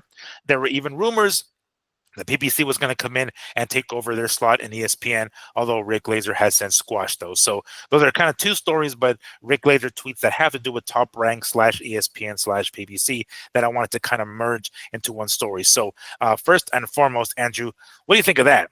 Well, starting with ESPN and Top Rank, and their last show being July 26th, which is going to be headlined by Xander Zayas. Not a bad way of going out. You know, Xander's the top dude, or the young cat, right? That's going to be the next Miguel Cotto, I guess we can call him. But kind of sad that we're about a little over a month away and we don't have, or Top Rank doesn't have anything secured as far as a streaming deal, a broadcasting deal. It'll be sad if the deadline passes and they don't have the deal. But if Top Rank is looking to stay in the game, I gotta think they've been in negotiating with certain platforms here for a while, knowing that this deadline was coming up. If that's not happening, Miguel, then at the very least we're gonna hear about a sale of Top Rank, right? So you're predicting a sale if they don't get on board with another streaming service? Well, yeah. I mean, what else would there be? They can't turn the Vargas kid into a pay-per-view. They Well, can't turn would it be worth? Torres. What would it be worth at that point with no TV or no streaming services? Wouldn't it, like, I guess as they approach the deadline of the 26th and their last show, if they don't have something in place, I would have to assume they would have to sell before then, because by the time after that event and they don't have any platform to broadcast, how much are they going to be worth at that point with no TV deal? Well, it matters who they have in their contract. Remember, every fighter's worth something different. That's what you're buying. You're buying the fighters. Yes, you're getting Top Rank, the name or whatever, and it's the fighters that make the money. Remember, Bob Arum used to have a gym opened, what was it, 24 hours a day when De La Hoya was fighting? Mhm. He shut it down when Mayweather left because Top Rank didn't have no money anymore. So they fluctuate. Is I guess what I'm trying to say. Sometimes they're on top of the world, other times they're not. Right. Mhm. So um, they're buying the fighters. They have a lot of young guys. We got to see what their contracts are like, but that's what this new company would be having to purchase would be all of those contracts. Um, so yeah, that's all I'm saying is I something's going to happen here with Top Rank. They're either going to That find has to themselves, happen. yeah, they're either going to find themselves a new deal that none of us knew was being worked out, or a sale is going to happen that none of us knew was being worked out. But I don't think they're just going to like wake up and go, shit, did you know the deadline was today? Yeah. You know what I mean? So let's hope that's the way it's going. As far as the PBC on ESPN, I always thought that, bro. I swear to God, I was gonna open up with, but who's their roster to do ESPN cards throughout the year plus their pay-per-views? They don't have a roster to fit that. They have rosters to do pay-per-view cards, and that's what Yeah, they've been and doing. that's what even Yes. Rick Glazer himself said. It's like if they're going to have any sort of deal to any extent with ESPN, it's going to be specifically as a pay-per-view distributor because Amazon Prime already has their regular shit. And once again, and it's going to be the exact same platform that Mhm. Amazon has. If you make money, you give it to us. We give you nothing. That's right. There's nothing else to talk about. He doesn't have shit. He doesn't have ratings for them. Maybe if he had a stable that offered them ratings, then they could work a deal out and then have pay-per-views also. But PBC is not that big, so I never expected them to go prime time with ESPN. Especially that other report said that ESPN had all their money tied up in major sports right now. Yeah. Yeah, they went all major sports because they want advertising, and we all know that's not in boxing. Mhm. Certain nights you will have advertisers. It's not a league. There is Yeah. no league. Yeah. There's no seasons where they're going to be on the damn billboards all the damn time. Yeah, yeah. So that's boxing was not that. Boxing is what Netflix needs because they need content 24 hours a day. They're a streaming app, right? They're always on. They're always going. That's what HBO was. Needed content, right? They'd have a live fight, but then they show that fucking thing 3 times in the next 24 hours, right? And it probably all got viewed because that's where we knew our boxing was. So that we need a platform like the Netflix, like the Amazon Prime, even though it didn't work out with PBC. That's the way of the future. That's where we should be headed. And Jake Paul opened up that door. Him and Mike Tyson. Swear to God, someone needs to make a statue of Mike Tyson somewhere if this Netflix deals goes off, because that man has saved us a lot in this last two eras, I guess you would say now. Yeah. Right. Yeah. So yeah, 47 million, I think they did. I'm hoping Terrence Crawford and Canelo beat that number. They have to, man. I don't see. I can't see how they wouldn't. Right? And that's not to say that of course, obviously, Canelo is the cash cow, and he's the one that's going to bring in the majority of the viewers. But Crawford's going to have his people watch too. I mean, if Crawford complained about what was it? I don't know if it was the Porter fight or the Spence fight about how like some of his people, some of his family, some of his friends didn't know how to order the damn pay per view. He straight out said that shit. Like they made it difficult for them to order the fucking pay per view. You know what I'm saying? So they didn't even know. This is going to be Netflix. Everybody's got Netflix, right? It's like it shouldn't be a problem now. There's going to be I Crawford fans tuning in. I just hope that His Excellency Turki Ali Sheikh doesn't overspend. Let me give you an example. This week, Tom Brady and Shaquille O'Neal interviewed Canelo and Crawford are like on some. Hopefully, it wasn't AI or some blue screen, but it looked like they were on. No, it had to be because they had jackets on. They were cold as fuck. Okay. Yeah, yeah. So they were on top of some skyscraper, right, Okay. doing an interview. All right. Oh, probably in Dubai. They were out there. Or it could be no. New York was Oh, was the it New last York? one, Yeah, because the first press conference was in Saudi Arabia. Saudi The second Arabia. one was in New Okay, York, and then the all last right. one was in Vegas. So then it was New York. It's New York because they were cold as shit. So he has Tom Brady and Shaquille interviewing him. That can't be cheap, dude. No. Tom Brady and Shaquille O'Neal. You're talking about two very high profile Yeah, athletes right not there. being interviewed, being the ones giving the interview. Interview. Like can you imagine that phone call? Like, hey, Tom Brady, hey, what's up? This is Turkey Al-Sheikh. I want you, the skyscraper in New York City. Oh hell yeah, what's up? I want you to be giving an interview. Like, giving an interview? The fuck? I would be the one to interview food. Like, and they're like, no. Look at how many zeros are in that escrow. Oh, okay. Right. All right. So he has them two interviewing these guys. Then he had. Did you see the picture of Jay-Z with him? Oh no, with who? With Turkey. no. Yeah, he has a picture with Jay-Z, and he had some kind of meeting with Jay-Z. So is that the performer? How much money does that fucking cost? You know what I mean? Like, bro, stop spending. We don't have endless money in this sport. We'll make you money, but we can't offer you fucking everything, bro. You're over here spending like a prince. Oh, wait a minute. Jeez. Right? I guess that's the thing he can lean on, that he does work for a prince, but it's like, fuck you guys. We want to show a profit. Can you please stop with the fucking high end spending? Well, we've said it. It could be a long-term deal. It's not like, look, we're willing to lose money for the first 4, 5, 6 years as long as the tourism in Saudi Arabia comes later or whatever the shit. Like, I have to. We're looking at, they're in the whole 200. I'm going to say 225 million from those two stunts. You got the payday of 200 million. Hopefully they already paid them with Netflix. I don't know. Maybe Netflix already wrote that check. You got 200 million guaranteed with Netflix, and I got to think Jay-Z is another $10 million performer like Eminem was. Yeah. And you have to think that combined for a 10-minute interview of Shaquille O'Neal and Tom Brady, you're at least spending $5 million. At least. Did you hear Jim Carrey made like 18 million for his Super Bowl commercial? Some ridiculous number, geez. bro. Yeah, no. Yeah, Jim Carrey made for the Super Bowl commercial. I could only imagine what Shaquille and Brady at the same time was that hefty price was. So, and how many times can you do that? Like, there aren't any more Canelo Crawfords right now. So it's like, if you're gonna go out, or not say go out, but if there's going to be a fight to make you money, it's going to be that one. So don't overspend, because we don't have any more of those. That's kind of it, dude. That's right. That's going to have to show the prince, look, this is how profitable it can be as long as we don't overspend. That's exactly yes, dude. This is his night to make the money back, fuck face. Right. He'll be like, we'll make it on the next one.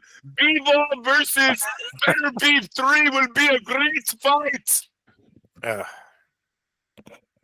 On the undercard of Gervonta and David Benavidez, some shit. That's exactly it, bro. These are the nights you're supposed to make it back. Bob Arum's like, rookie, fucking rookie. Yeah.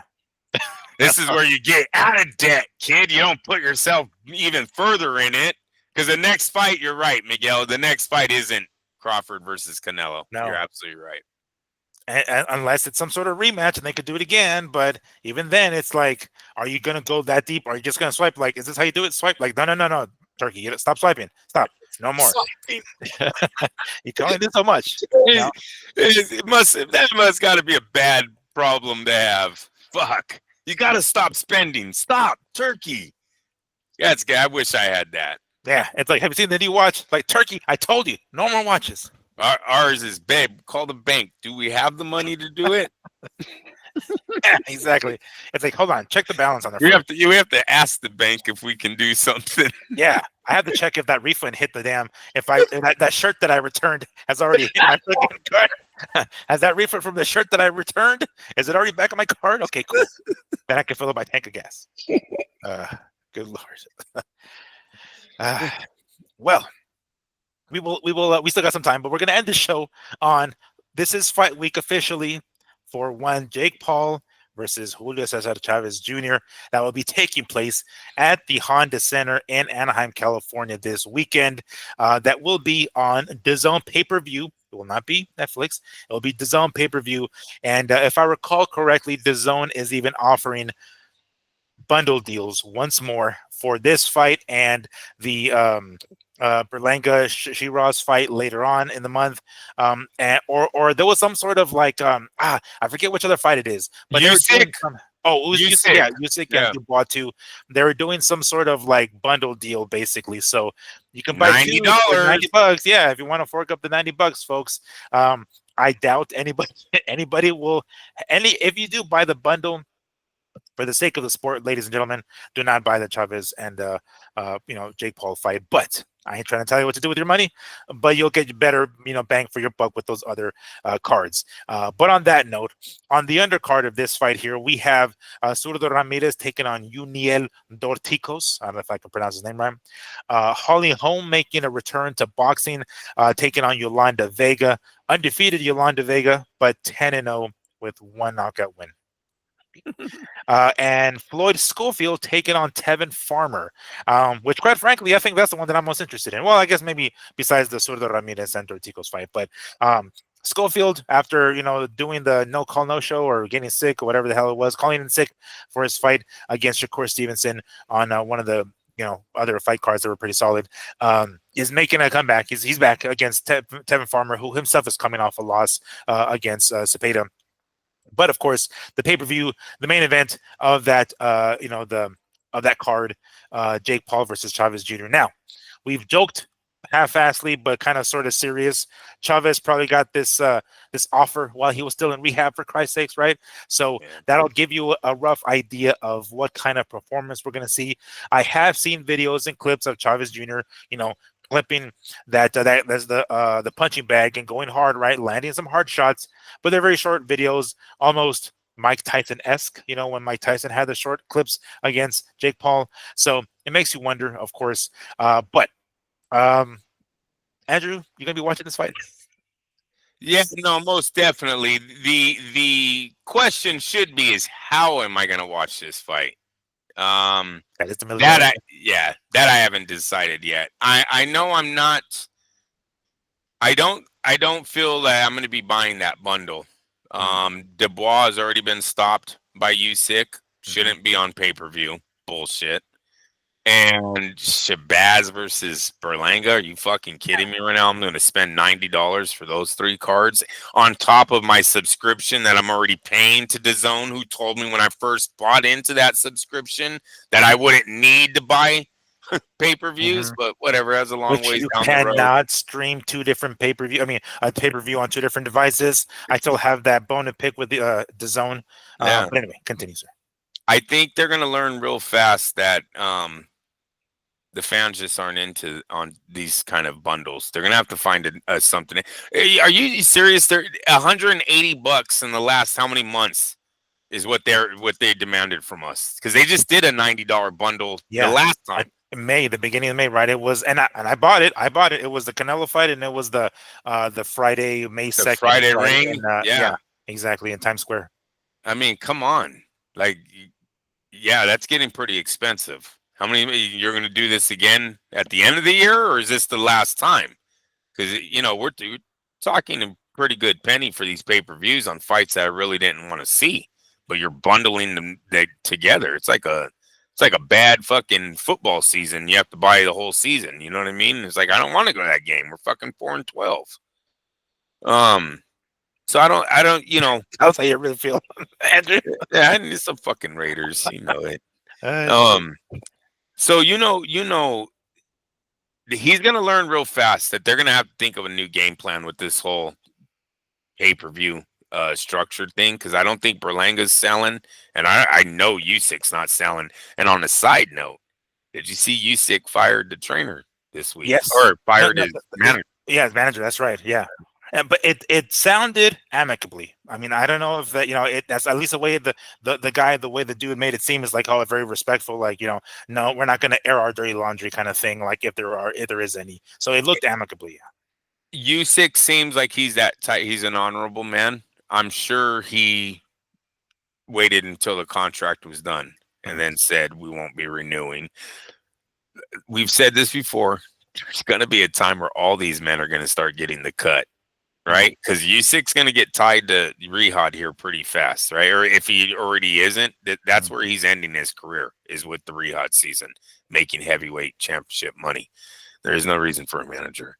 They fly you in. They have all the paperwork already done. Like, you know what I mean? Like, you're in the big boys table over there. This isn't the Wild Wild West as we once described. Hmm. Not in Riyadh. In Riyadh, it's what they want goes. There is no negotiating. There isn't, you know what I'm saying? Like that, they're playing their ball over there. So there is no really reason for a promoter or a manager.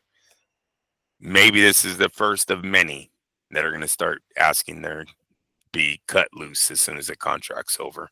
Hmm. Could Oscar be next? That seems to be we kind of suspected that it was going to be maybe Eddie Hearn, right? Because Eddie Hearn would constantly be kind of like on the ass end of a joke every time Turkey would say something, right? Be like, yeah, this guy. But after these comments from Oscar, and then of course Turkey kind of retaliating, could he be next? It could be like, all right, well, this guy now Oscar's next. Yeah, no, yeah. If they're not cut, their money is going to be cut shorter, right? Because they are planners. What do you call it? Party planners now? A wedding planner? With That's schedulers. yeah. I mean, really, we Uh, need you to put a fight together. You don't have to promote it. You don't have to sell tickets. They're taking care of all that. We just need you to like be there. Turkey doesn't want to come down today.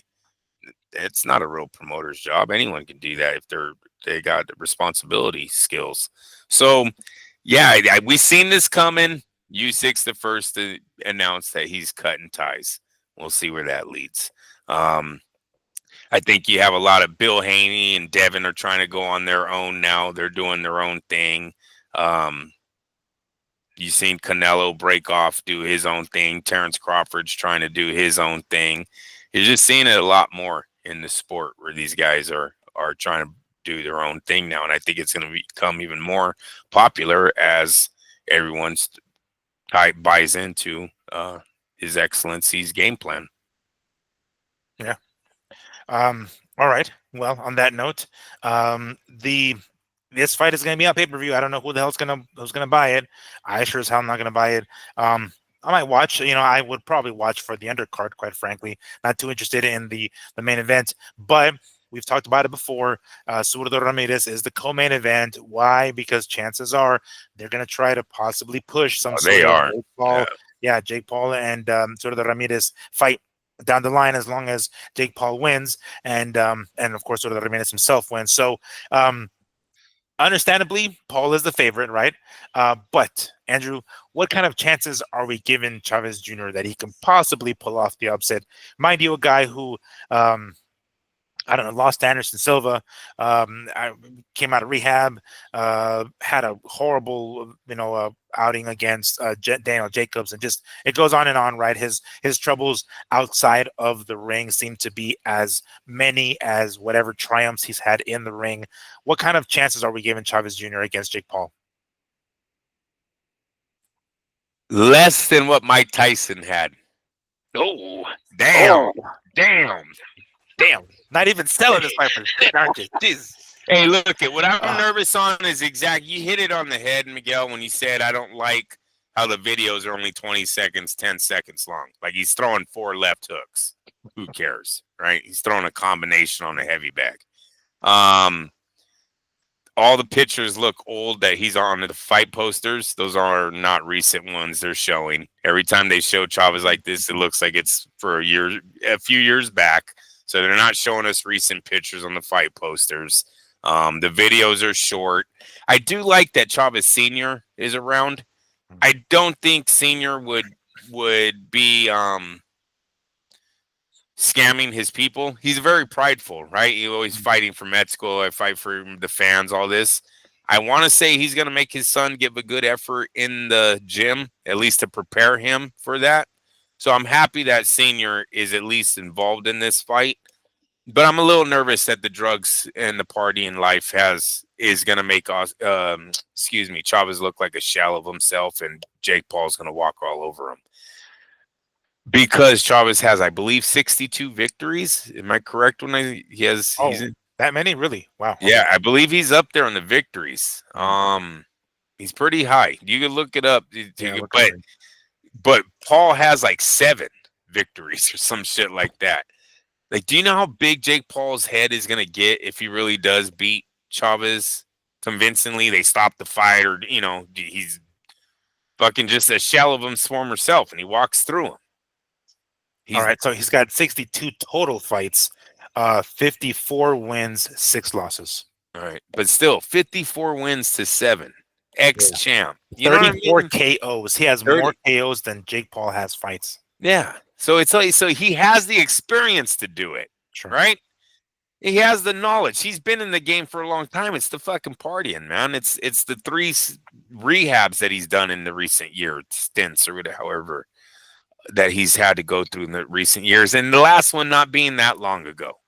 That's what I'm more nervous about. So we'll see when the bell rings. I hope Chavez comes in with the fighter's chance. I hope he's not doing this for the money. I guess we can't blame him if that's why he signed this, because he doesn't have a lot of money coming in nowadays anyways. So, fucking shame on us for believing in him. He's like, it's your fault, not my fault. Yeah. He's like, do you pay attention to my feed? What the fuck? Yes. Have you not seen me dance to the ladder after a fucking, after a rave? Hello. Yeah, I this is what I get the point of this fight, right? I get what Jake Paul's trying to do. It just seems really low of him to do that. Like, I get what he's done before with some of the other guys, fought some of the MMA dudes, some of the smaller guys, fought an old ass Mike Tyson. He's in the process of trying to work a deal to fight his own fucking brother. So that's what kind of men these guys are. I guess, I suppose. Because this is like, if he's, first off, I don't know how legit that is, but even if it is, his brother is in a much better financial position than Chavez Jr. is. This is almost like, all right, Chavez, here you go. Do you want to get your ass beat or not? Like, and it's like the druggie is like fiending for it. Like, all right, cool. I'm gonna get you beat your ass. All right, cool. Beat my ass. Go ahead. It's really low. It's taking advantage of somebody who's vulnerable in Chavez Jr. And that's like, if he wants to get the Mexican people to hate him like a mother, this is definitely gonna be one of the ways to do it. But especially if he whoops his ass. Remember what we said when this thing first when we first talked about, not blew up, when we first brought this fight up. We talked about this would be the last time that Chavez got to do this to a boxer. He did it to Mike Tyson. He had Mike Tyson walking in on a fucking knee brace, almost falling down. I heard you say Jake Paul. Excuse me. Yeah. Jake Paul. Has him almost falling down, walking in on that thing, embarrassed him. And now you're taking one of our guys out of rehab. The rest of the world might not know that, but a lot of the insiders do. And how you said, was it that cringe where he had did he have him at a party where drugs were involved when they signed this thing? Shit like that. You know what I mean? Oh, don't mind that table over there. Ha, got him. Right? As soon as Chavez went there, he's like, I'll fucking sign anything. The fuck are you talking about? Yeah. Exactly. I'll sign it with my bloody ass nose. I'll sign that shit anyway. Like, all right, we understand. Yeah, we're terrible. But whatever. Hey, he brought it on himself. But what I'm trying to say, Miguel, is that's going to be his last motherfucking time. Because you got to believe after that night, every boxer is going to want a piece of Jake Paul. You embarrassed us. You went for our guys that were hurting financially. I don't know how bad Mike Tyson's hurting financially, but I know Jake Paul helped him out tremendously when he gave him that payday, right? So no matter where he was at, he got a raise that day he fought Jake Paul. That's what he needed. Chavez obviously hurting much worse. It's bad, and that's where I hope Gilberto Ramirez whoops his ass, bro. We said it on day one. Gilberto, this is all on Gilberto Ramirez to get this back if he does walk through Chavez, because honestly, I think it's common sense that they're going to go with that fight. Now, his brother, they were talking about they would make $70 million if they fought on pay-per-view. I think just the buys is what they're talking about. Okay. They'd make $70 million in one night. But if he wanted to be a champion, it's through Gilberto Ramirez. It's actually the game plan is already put in front of us. You get through Chavez, you get Ramirez, and that will be Jake Paul's fight to his title, and possibly a third Mexican in the other guy. Yeah, the guy he almost had a fight with, right? Yep. I definitely think Saul, like Saul said today, I wasn't thinking about him. He hella told the truth when he said it like that. He hella told the truth. He'd be saying the same thing about Jake Paul. But if you're gonna offer me this much money, I'll whoop his ass. Yeah, Yeah. that's what I do for a living. Hmm. Yeah. You're asking me for a glorified sparring session and get paid this amount of money? You best Yep, believe I'm gonna do it. that's Um, right.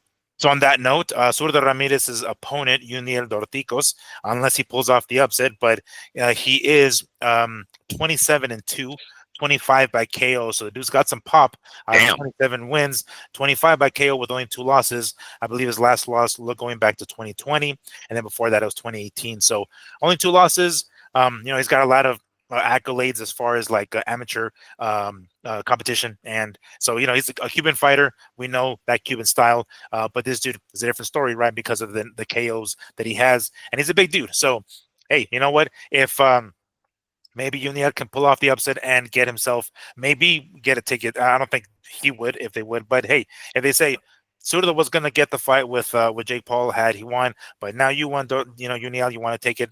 I'm sure he'd be down to take it. Whether or not they would offer it to him is in the story. But that's the co-main event. Then we have Holly Holm against Yolanda Vega. We kind of briefly talked about it when we first heard that Holm was coming back to boxing. Again, Yolanda Vega 10-0 with 1 KO. Doesn't look too good, but hey, you know what? Holly Holm is at that age where like Yeah. there's only so much you can do as far as like competition goes, and Yolanda Vega over here being undefeated. So whether or not she's gonna knock Holm out, I don't know, but I don't know. I don't know. I'm not familiar with Vega at all, but we know who Holm is. But again, her age. Andrew, does Vega have a shot here? Does she got a shot to pull off the upset? Yes, it's women's boxing. Anybody has a shot. And it's boxing. There's always a shot. But with Holmes's age, the question is why is she making a comeback? You had a successful boxing career. You had a successful UFC career. Like, why can't we just call it good? I'm not trying to knock her, but she looks over the hill. She doesn't just fight over the hill.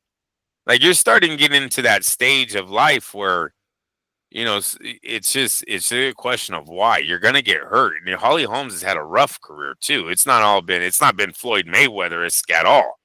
You know, Mhm. I believe she still has a video going viral about being knocked out twice in one night in that one boxing match. Mhm.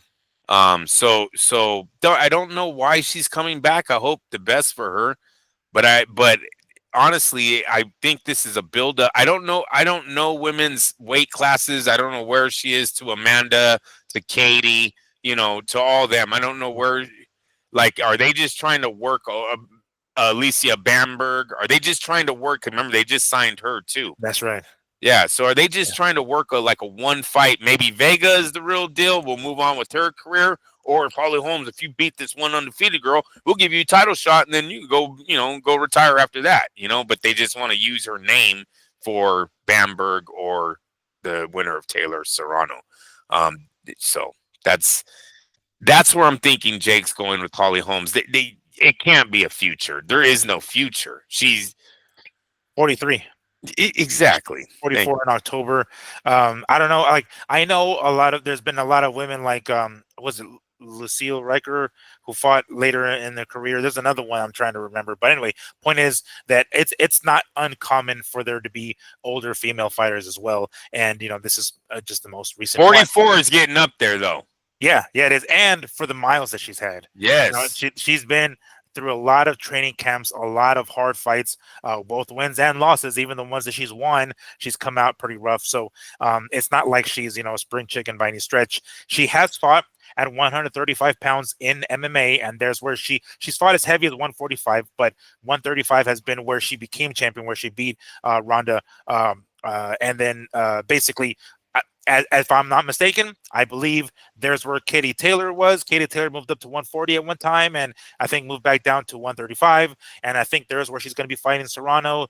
Michaela Mayer, I think, is that one. Well, there you go. She moved up to 147 even now. She fought at 147. So there are. This is kind of the landscape of female prize fighting, is that there aren't that many good of them, that many of them that are that good. So because of that, they kind of have to force these fights to happen. Some women have to kind of meet halfway, and some have to go up, and they kind of have to force some of these fights because as far as name recognition, as far as like, the skill level, unfortunately, there's just far too few of them. There's this few of them already in competition, even fewer of them that are elite. So to get the elite to fight one another, they kind of have to cross weight classes. And Holly Holm might be. Damn, I'd say I might be the gatekeeper. She might come in and might beat Vega. I'm like, oh yeah, Holly Holm is back, and then feed her up against Serrano or some shit, or something like that. Anybody, Michaela Mayer or Baumgartner, any one of those. But yeah, that looks like that might be the case. And then lastly, Floyd Schofield and Tevin Farmer. Andrew, you've been very vocal about your opinion on one Tevin Farmer. We're pretty much over it at this point, right? We're done seeing the twitching, the I don't know what you would call it, the nervous tics or whatever. But he's going to be back in here again. He heard your cries and said, "No, Andrew, I'm going to be back in here real soon against one undefeated Floyd Schofield, who's coming off an illness." But anyway, clearly, Schofield. Well, I'll say clearly, Schofield. I think is going to be the favorite. I haven't even looked at the odds, but I think he is the favorite in this fight. Undefeated young cat, of course. I don't know. Do you think Tevin Farmer has it in him to put a schooling on Schofield? Does he have it in him? Probably not. But that's up to Schofield. If Schofield's the real deal, he's going to beat Tevin. Everyone's been beating Tevin lately. Sorry. It is what it is. This fight right here, Farmer needs to understand that he's a stepping stone. And if he can't get this victory, then this is it for him. There is no other avenue. Back to the bars after this. But this is as low as an ex-champion can go. He's literally the first test of this young guy. So that's where Tevin Farmer is in his career. I have to witness this one more time. And maybe for 12 rounds if the fight goes 12 rounds. So it might be one more time. It scares me. It's not even, sometimes it scares me more than it looks so weird. It's just a bad look. Yeah. It looks like he's like short circuiting or something up here. You know what I'm saying? That's just like something's not connecting and something, the lights go out for a brief second and you're like, oh, that's all it takes, in one of these fights. It all takes a brief second to lose concentration. Yeah. So hopefully Schofield handles his business. I don't have a lot of confidence in that young man either, though, because of what he pulled over there at the Riyadh. Don't know what that was all about, but he's got his moment. He's getting his shot right here. So we'll see what happens. It's a good card. It really is. I'm just not into the pay-per-view thing because I don't know if those fights are pay-per-view worthy for what the price they're selling them at, and then that whole package deal, right? Because isn't it like $70 if you don't get the package? I don't remember. I last time it was 65 for the other ones, for the the New York Times Square card and everything. This one I'm not entirely sure. And then 90 if you buy them both. Yeah, precisely. Yeah. So it's like a regular deal. You only get a deal if you buy them both. If you don't buy them both, you're not getting a deal on just one. So I don't like that part of it. Oh, it's $59.99. All right. $60. Along with the subscription. Wait, what is that? Well, that's what it says on here. Yeah. Online, so fuck them. Fuck them. I'm so done with this zone. I'm gonna be buying a stick here shortly. I'm done with all this shit. And Come to the dark side, Andrew. Seriously, that's what His Excellency was talking about was the pirating, and that's why they're trying to move over to streaming because it just doesn't make sense with how easy it is to stream these fights now. To pirate these fights to put it on pay-per-view. Why not go put it on a streaming app to give it to them for free? But then they're paying big money to get this thing on their apps. You know what I mean? Mm-hmm. So it works for the certain platform. Possibly even the PBC platform, if they had, I don't know if Netflix wants a HBO After Dark series. But if they're only looking for pay-per-views with big numbers, dude, David Benavidez is going to rock big numbers if you put him on for free. Freaking Tank Davis is going to rock big numbers if you put him on for free. Pitbull Cruz will probably do good numbers if you put him on for free. You know what I'm saying? This is like not paying, man. Fucking Saturday night, you get to just watch championship boxing on Netflix. I think it works with the right fighters, the demand that they're asking. If they, like I said, if they want a series, no, then it doesn't work with PBC. They need his excellency because they need the type of money that's gonna gobble up everything. It'll be like well, like HBO, right? They have a certain budget. Like it That's doesn't right. matter what promoter it is. It's like we want the fights. So we might have PBC on, Netflix. We might have Top Rank. We might have whatever the hell, right? Whomever the hell the demand is for is who we're willing to pay the top price for to be for free on Netflix. All right, all right. And Well, would and wait, and would that hurt Turkey's game plan? Because they bought into the zone, man. You know what I'm saying? Like if yeah, Netflix, yeah. if Netflix starts going, you know what, we kind of like it, we're gonna stay. Maybe Turkey and they were like, fuck, we've turned them on too much. Because now, bro, I'm telling you, like, I'm not buying your bullshit fight, Shebang versus fucking Berlanga over here, when I know Netflix is gonna be holding all of the better fights. Mm. Yeah, especially with the streaming, right? Like with the pirating. Yeah, If you're gonna pirate something, if you don't need to do it on Netflix, but you kind of have to do it on DAZN, they're not gonna have the DAZN subscriptions. They're they're not gonna not. have those, right? It's like, oh yeah, I'll watch these fights, but I'll pirate the shit out of them. But I get it for free already on my subscription with the better Netflix. fights on Netflix. Yeah, that's gonna be. Yeah, I mean, what does he own? Like 13% of DAZN or whatever the hell it is? I forgot. I remember that Turkey paid a X amount of dollars for a certain percentage share of DAZN as a whole. I think it was like 13% or something. So I think he owns like 13% of DAZN or something like that. Hopefully that was for soccer and Indy car And yeah, racing that's Formula One is. happening. Yeah, Formula One that's happening in other countries because boxing will not be making that money back. It doesn't look like DAZN's the platform for it, No. especially because you're turning into Amazon Prime. Now you're basically just a pay-per-view platform, right? They Yeah. haven't really shown us a sketch. And bro, the more and more I see, it's like all these European fight cards that I don't give a shit about, dude. Like I don't even watch those things. I really don't. Yeah.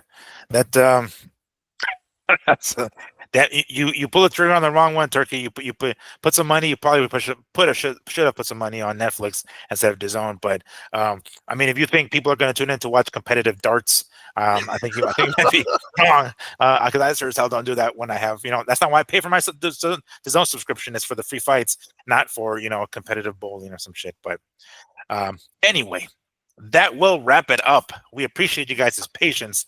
I will be driving back home tomorrow, so safe travels to me. I will be on the road early tomorrow morning, heading back to Vegas. And yes, as when Friday comes along, I do anticipate taking a little bit of time off of work and headed down to T-Mobile Arena and see what I can do about getting some sort of footage that you guys should be able to see on our YouTube channel Friday. So we'll give that a go. But that's pretty much does it. Anything else you wanted to add, Andrew, before I close it out? No, I've already said a lot. Fair enough. All right. For my co-host Andrew, don't get it twisted, Lapache. This has been Miguel Antonio Barragan, aka Fight Fiend Migs, and this has been Mad Boxing Show, or the Mad Boxing Show for short. Thank you once more for joining us. We will see you guys next week. Peace and take care.